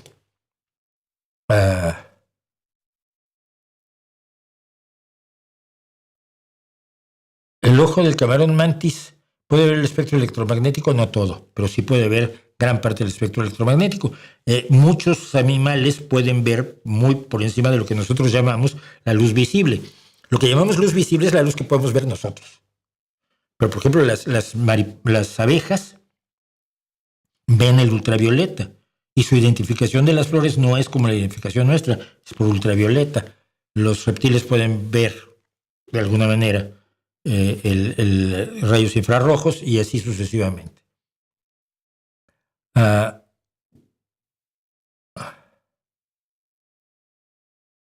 Bueno, ¿qué más me dicen? ¿Considera Bandcamp como mejor opción para los músicos? Sí, pero no es streaming. No tiene la plataforma de streaming, no tiene la plataforma para hacerte una lista de reproducción y muchas veces solo pagándole a cada artista puedes tener acceso a su música. Entonces, ampliar artistas nuevos, como me lo hace a mí cada semana Spotify, es un problema de software, no es un problema de música. Cada semana Spotify toma lo que yo oigo a lo largo de la semana y con base en eso me va a hacer una serie de propuestas de cosas que igual me podrían buscar, que se llama el Discovery semanal. Y aparte, como ya sabe qué tipo de música me gusta, cada semana me hace una lista de reproducción de las novedades, de lo que acaba de salir en rock, en blues, en folk, en música vocal, mucho. Entonces, estoy en cantautores, estoy escuchando cantautores magníficos. Entonces, me hace la lista de los estrenos de la semana, de los discos que se están publicando esta semana.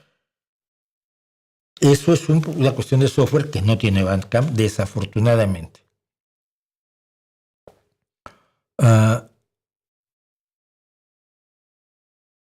Bueno.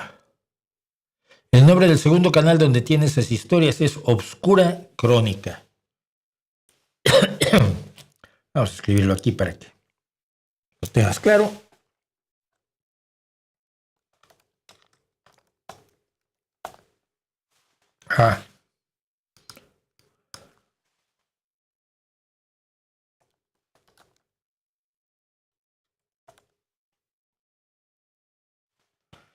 Este es el canal en el que estamos haciendo los relatos de el poder y la muerte. Le dirían de true crime, pero es true crime del que cambia la historia en realidad, ¿no?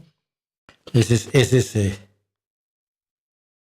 es lo que estamos haciendo y se va a poner bueno. Estamos barajando multitud de nombres de gente de la que podemos hablar. Del robo gigante ya hablé.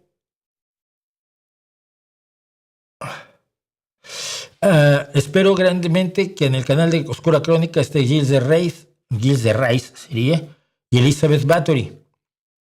¿Qué opinas de la variante de historiadores que ponen en duda los crímenes que cometieron? Estamos en ellos, pero Elizabeth Bathory parece que fue totalmente inventado. El caso de Gilles de Rais parece que efectivamente cometió aunque hay historiadores que no lo crean, los datos indican que sí. Y coinciden las fechas de desaparición de niños con las fechas de los crímenes de Gilles de Rais. Entonces probablemente tengamos a Gilles de Rais, pero no a Elizabeth Bathory, porque al parecer no fue culpable. Y si la tenemos, será como eso, como una muy probable inocente.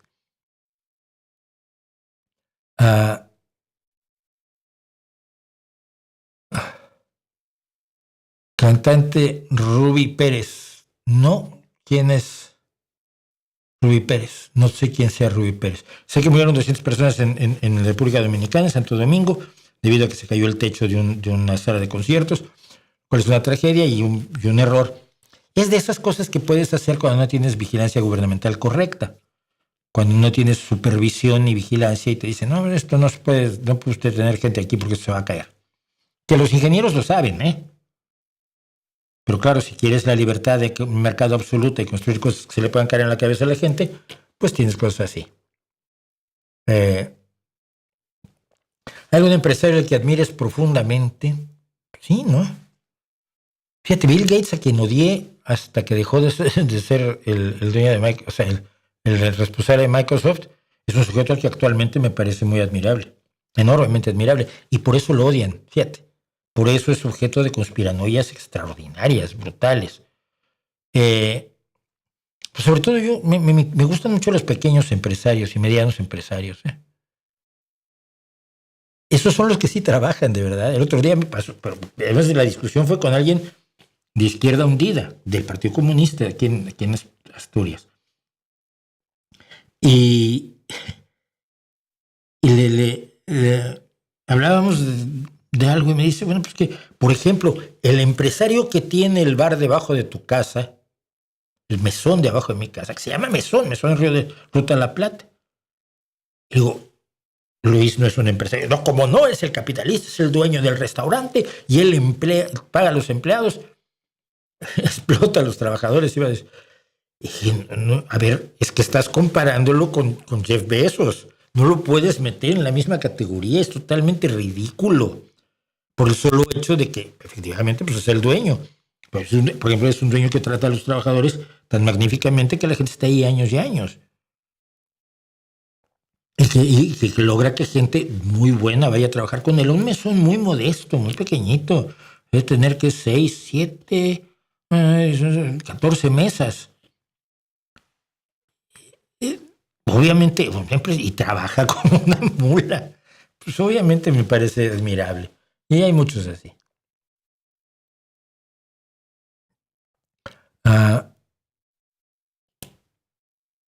Bueno, saben con la... ¿Cuál es la diferencia entre socialcristianismo y socialdemocracia? Primero que nada, que la socialdemocracia es atea.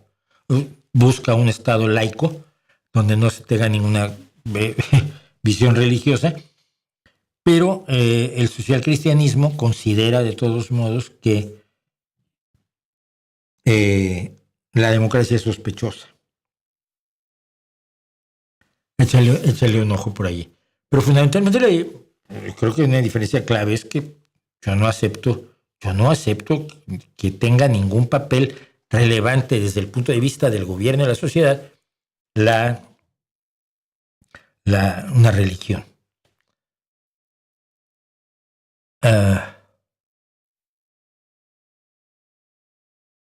Bueno, son las 21:50. Vamos rapidísimamente, porque ya se me hizo tarde, ni me di cuenta, qué barbaridad.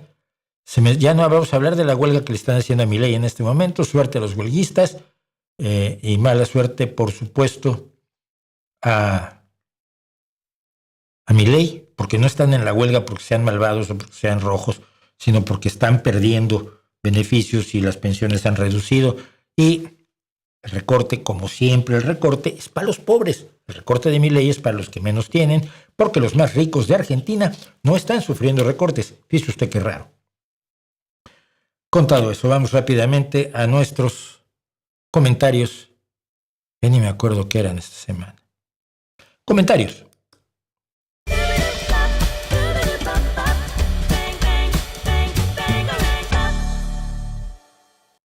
Comentarios precarios son esta semana y me voy rapidísimo con todo lo que tenemos porque apenas tengo 10 minutos y nos vamos a ir más tarde, cosa que detesto.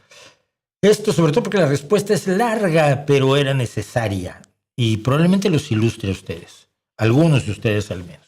Paco Morando, 5119, que se ha revelado como un marxista de pro en varios comentarios que ha hecho, llega con echando pecho para adelante. Ahora cuéntanos, ¿cómo es que fracasó el Partido Comunista Chino, que ha estado en el poder desde el 49 y que sacó a 800 millones de personas de la pobreza? Como decimos, esto lo sabemos porque lo ha dicho el gobierno chino, lo cual no deja de ser curioso y peculiar, ¿no? Convirtiendo a China en lo que es ahora, que hasta influencers americanos están volviendo loca la opinión y hasta ahí se quedó. Y le digo, con todo gusto, te cuento. Mira, después del fracaso total de las ideas comunistas en cuanto a la organización de la economía, esas ideas comunistas que condujeron a la muerte a decenas de millones de personas en el gran salto adelante, y una vez muerto Mao, que siempre ayudó, las riendas las tomó un tal Deng Xiaoping, que se quedó con la dictadura y el control férreo del Estado y la sociedad, pero estableció el capitalismo de mercado como modelo económico. Su teoría, aquí agrego, era un viejo dicho que era: si caza ratones, da igual que el gato sea negro o sea blanco. Es decir, si quiero la prosperidad, me da igual que sea una economía comunista o una economía capitalista. Esa fue la idea de Deng Xiaoping. Así que lanzó las 4 modernizaciones: agricultura, economía, ciencia y defensa, y puso a China fuera del esquema económico marxista-leninista, pero en una tiranía de partido único que vendía la mano de obra de su gente a precios de mierda. Lea Marx a ver qué te dice Marx de los sueldos bajos mientras una élite se enriquece, como la oligarquía china de hoy. A ver qué te dice Marx.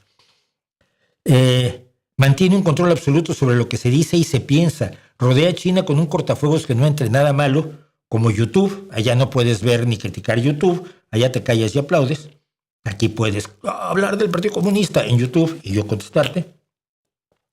Controla la vida de sus habitantes con cámaras, con 2 millones de agentes de la policía política, no de la policía común y corriente es otra. 2 millones de agentes de la policía política y un desprecio absoluto por las minorías étnicas y los extranjeros.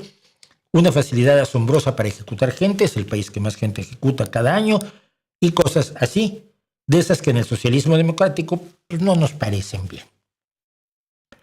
Respondí a tu pregunta, la hiciste con mala leche, pero yo te la respondí con toda la decencia del mundo.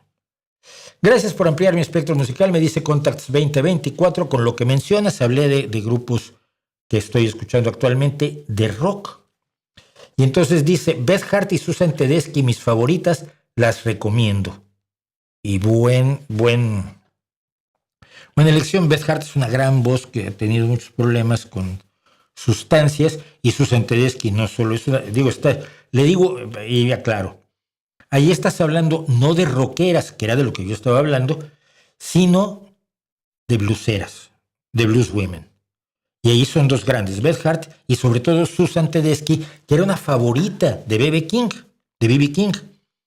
Y si vas a hablar de grandes voces del blues hoy de mujeres, tienes que meter a Vanessa Collier, tienes que meter a Danielle Nicole, que para mí es la diosa del blues en la actualidad, a Sue Foley, a las 2 chicas de Larkin Poe, a Joanne Shaw Taylor y a Ruthie Foster. Y estoy dejando más, Shemekia Copeland estoy dejando fuera, madre mía, estoy dejando fuera a muchas de Danny Wilde. En el blues hay voces femeninas absolutamente maravillosas, pero no estaba yo hablando de eso, por eso no las mencioné, sino a la que siempre pongo por delante se llama Danielle Nicole.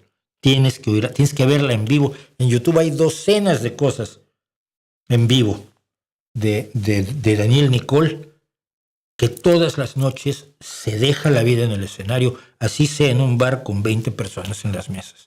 Alucinante. Dice Analisa-G4B. Usted llama a la vida espiritual a sensaciones artísticas, pero no habla de la empatía, comprensión, compasión, bondad, etc. Esa es la verdadera espiritualidad humana. ¿Acaso esta espiritualidad no apela a la razón, aunque no está reñida con tales sensaciones artísticas emocionales?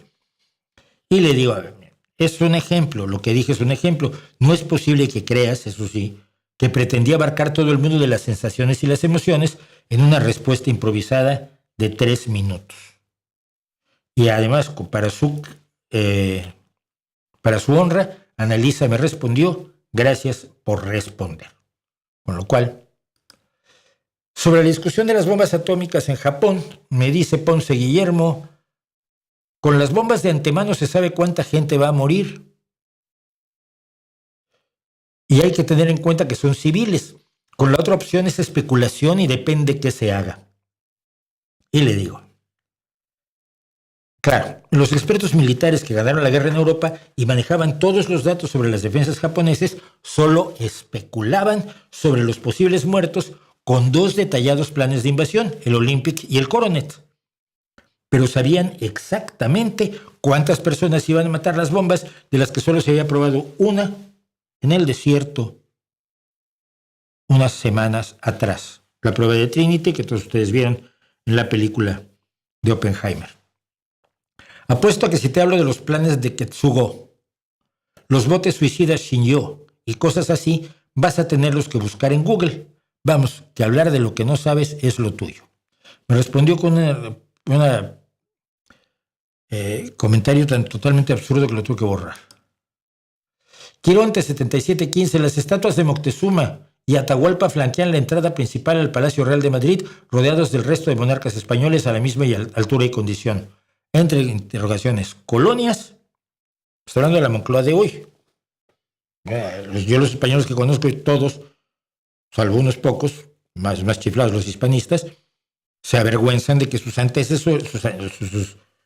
ancestros, y sobre todo los ancestros de los americanos, hayan cometido las atrocidades que se cometieron durante la colonia y la extracción que hizo España de las riquezas de América en la época colonial. Y yo le digo, entonces las estatuas anulan la esclavitud, las encomiendas, el oro y la plata extraídos, la sumisión a la metrópoli y las castas, a la Inquisición y a los virreyes. Porque estatuas. Mira, ni el Reino Unido en la India había tenido tanta cara dura como para decir que por las estatuas se olvide uno de lo que fue la colonia británica en la India. Pero bueno, así estamos. ¿Y qué cantidad de oro? Este es un argumento hispanista, por cierto. ¿Qué cantidad de oro y plata salió de México hacia España en el virreinato, señor? ¿Fue acaso mayor que la que se ha llevado Canadá? Le digo, ¿Canadá nos impone virreyes, una inquisición, esclavitud, encomiendas y sistema de castas? No, que Canadá paga por la extracción minera. Pues mira tú, no son comparables. Comparaciones bobas estamos. Y aquí sobre el tema de los indígenas, el ritual en el que estuvo la presidenta mexicana, previo a anunciar las estufas del bienestar, me dice TUS 1276, que como todos estos es anónimo. Aquí no estoy de acuerdo, pues los rituales de los indígenas, ellos, y su cultura son indisociables, ya que lo uno es parte del otro. Hacer que mantengan estas tradiciones no implica que no se les pueda dar acceso a servicios como menciona, pero no se les da. Esta desigualdad obedece a otros factores, entre ellos, claro, la falta de acción del gobierno para establecer un verdadero plan de desarrollo, pero esa debería ser una crítica aparte. Es esa. Es ese gobierno al que estoy criticando. Estoy consciente de que lo ideal sería que todos los seres humanos nos apegáramos a la modernidad y al uso de la ciencia, pero es muy complejo conseguirlo sin violentar la plena libertad cultural de estos grupos. Claro, son libres. Ellos han visto lo que es la ciencia, han visto lo que es vivir en enfermedades prevenibles y han decidido las enfermedades prevenibles libremente. Anda tú. Perdón, estoy saliéndome de la respuesta, pero... Vaya, que yo también estaría a favor de que, por ejemplo, la gente ya dejara de creer en dioses, pero no es algo que se logra de la noche a la mañana y tampoco es algo que se tenga que conseguir obligando a la gente. No tiene nada que ver, ¿eh? Ya que de esa manera estaríamos anteponiendo nuestros intereses por sobre su cultura de ellos, alterándola en el proceso. Las culturas son intocables, por eso no avanzan nunca las culturas, jamás. Todas las culturas de hace 10,000 años son las de hoy. Por no decir que cuando se ha querido hacer que estos grupos se integren a la modernidad, solo se han hecho cosas terribles. Véase la Guerra Cristera. No tiene nada que ver la Guerra Cristera. Tenemos un video sobre la Guerra Cristera. El mejor modo es con empatía y respeto a las creencias de estas personas. No, las creencias no merecen respeto, respetando la pluriculturalidad. Madre mía. Y le digo yo, ¿qué libertad tienen esos grupos a los que tú racistamente ves distintos a ti, como ellos y no como parte de nosotros? ¿Son libres para estudiar la carrera que quieren? ¿Son libres las mujeres para no ser golpeadas, vendidas, comprometidas por sus padres? ¿Son libres los niños para no trabajar? ¿De qué libertad hablas si no tienen las que tú tienes? Lo llaman pluriculturalidad, para no decir lo que es discriminación y humillación, para que mueran más jóvenes con enfermedades que tú no tienes, ignorantes porque no tienen el acceso a lo que tú sí tienes. Y encima tu presidenta les avisa que ni cuenten con electricidad, que mejor les va a dar 1,000,000 de estufas de leña. Qué puto asco me das, y qué bueno que no tienes el valor de poner tu nombre y tu cara donde pones la basura antiindígena que ofreces. Se va a enojar conmigo. Da igual. Y ahora, con ustedes, 2 Por primera vez hay un empate absoluto, inamovible, intocable en el premio Elton.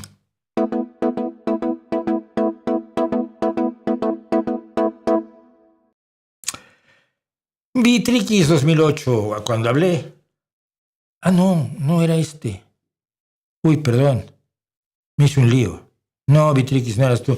Me preguntaba él por qué el descubrimiento del estanque de Siloé en Israel en 2004, donde Jesucristo sanó al hombre ciego, no demuestra la existencia del mismo. No sé si este ya le había respondido. Pero por la misma razón por la que encontrar el Polo Norte no prueba la existencia de Papá Noel o Santo Claus o Kris Kringle o como le llaman en tu pueblo. Pero no, el verdadero premio Elton es para empatados. Carlos Humberto García Jaramillo, que dice: ¿se te olvidó el genocida más brutal de la historia de la humanidad, Álvaro Uribe? ¿O es que para usted ese no cuenta? En el video de los dictadores. Y empatado a la millonésima de segundo, Carlos Rivera-XC3TS, que dice: usted como español omite a Franco. Y Miguel Primo de Rivera: la de Franco duró 40 años y causó 200,000 víctimas. ¿De verdad? Mi respuesta a los dos fue exactamente la misma. Qué curioso. Hablo de ti precisamente en el minuto 1:15 de ese vídeo.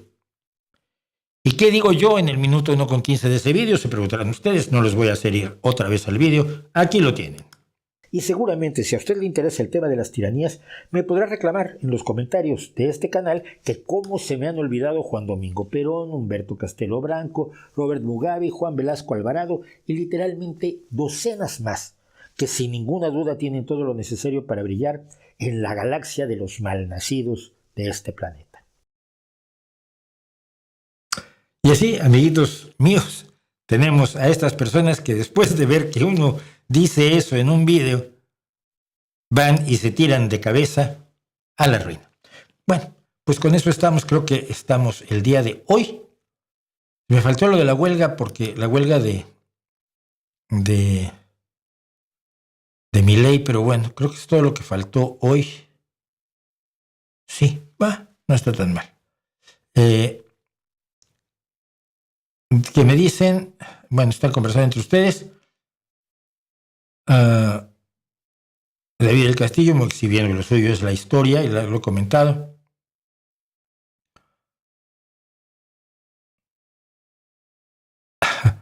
Bueno, Carla Sigoraya Sila Zambrano, que tengo la impresión de que es peruana, espero no equivocarme, sobre todo por el apellido lo conozco. Dice: yo he trabajado en ONG que hacían baños y cocinas mejoradas para indígenas, eran silos básicamente. Cuando pregunté por qué no se hacían baños de verdad, me dijeron que porque allí no había agua. Mira, hace años en México, yo tenía un amigo que defendió enormemente a la Comisión Federal de Electricidad del neoliberalismo, del de verdad, del de Salinas. Y se la jugó Salvador de verdad en grande, trabajando dentro de la Comisión Federal de Electricidad, porque tenían perfectamente identificadas a cuántas comunidades faltaba llegar con la electricidad, y había planes muy concretos para que a todas ellas llegara la electricidad. Eran los años 80. Ahora menos comunidades tienen electricidad en México de las que la tenían cuando el neoliberalismo llegó a romperlo todo, que sí llegó a romperlo todo, pero el neoliberalismo de verdad, no el imaginario de los cuatroteros.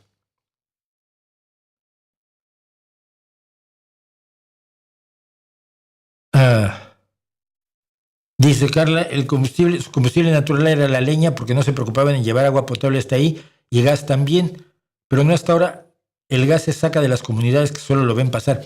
Sí, pero en el caso de Sheinbaum, que no quieren pasarse al gas, no, porque el gas es un gasto corriente y la leña la consigues como sea, te vas al monte y traes la leña a lomos tuyos, con burros si tienes suerte.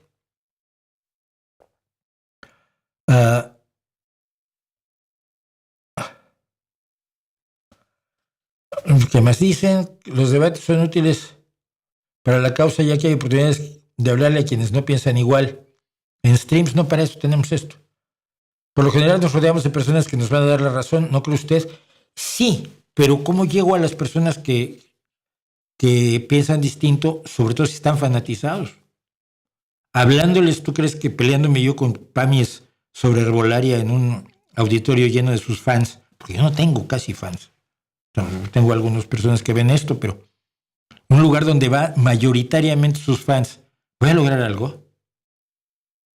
A discutir con un negociante que aquí se está jugando los dineros. Y yo que solamente me juego la verdad, no, hombre, no. Bueno, están hablando entre ustedes. ¿Qué parece el grupo ABBA? Lleva muchos años separado y la gente lo sigue oyendo. No sé, man. Y luego al hablar de ellos me acordé de Baccarat y de Ricky de Poveri. Yo creo que tuvieron una fórmula exitosa y una fórmula triunfadora que a mí me dice muy poco. Me parece el pop más intrascendente del mundo, pero tenían una fórmula que a la gente le gustó y bueno, pues qué bien. Pero no me dice nada. No me dice nada, Abba, la verdad, nunca me lo dijo además. ¿Por qué fregados no hay gente viendo esta revista semanal? Yo qué sé, somos 248 y a uno ni le gustó. Y a los otros 40 pues, están pensándolo. No lo sé, he pedido que lo recomienden. He tratado de gastar dinero en promoción, lo admito. No lo admito, lo he dicho. He tratado de promoverla, he pedido que recomienden, he pedido que den me gusta para tener que YouTube lo promueva más. No ha funcionado.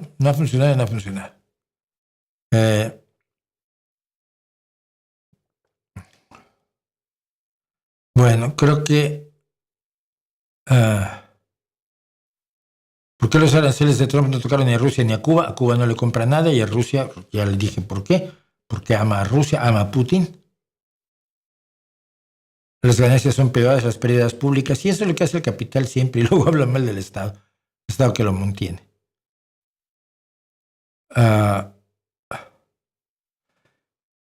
Bueno, están hablando de cuáles son sus compositores de música clásica favoritos. Depende de dónde metas el clásico. Si empezamos en el medievo, empezamos con Guillaume de Machaut, Perrotin, Leontin. Y en parte los del... No, porque esa es música sacra. Mi compositor favorito, por supuesto, los principales son Bach y Beethoven. Soy muy amigo de todos los barrocos, pero muy amigo de todos los barrocos. Vivaldi es uno de mis héroes. Dvorak me gusta muchísimo. Chopin tiene cosas y cosas. Hay cosas que me gustan muchísimo de Chopin. Mozart tiene también cosas y cosas. Hay cosas de Mozart que no me matan. Pero yo creo que si tuviera que centrarme, diría que Bach y Beethoven son las dos fuerzas más poderosas de la música, ¿no? Bach porque escribió todo lo que había que escribirse y más, todo lo que había que hacerse ya lo hizo Bach. Y Beethoven porque le dio otra dimensión a la música, le dio una respetabilidad y una profundidad, incluso ideológica que no tenía antes la música. Entonces serían probablemente los dos. Me gusta mucho la música medieval, me gusta mucho el barroco. Del clásico y del romántico tengo gustos así aislados. Lo que no me gusta es la ópera. Ya sé que me van a matar por ello.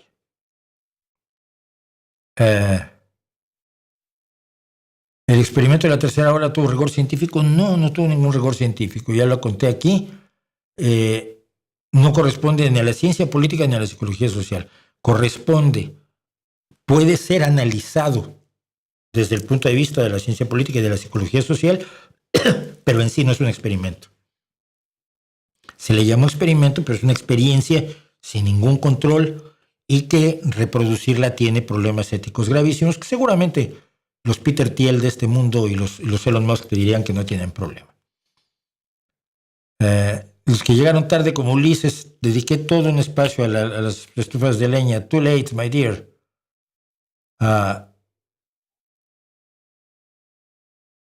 ¿Por qué no se ha logrado la cura para el resfriado común? Porque los virus mutan. los virus mutan y no tenemos ninguna curación para el virus, solo podemos prevenir los ataques de los virus con nuestro propio sistema inmunológico fortalecido por las vacunas. Si no estás fortalecido por las vacunas, no hay forma de curar. Hay muy pocos antivirales medianamente efectivos.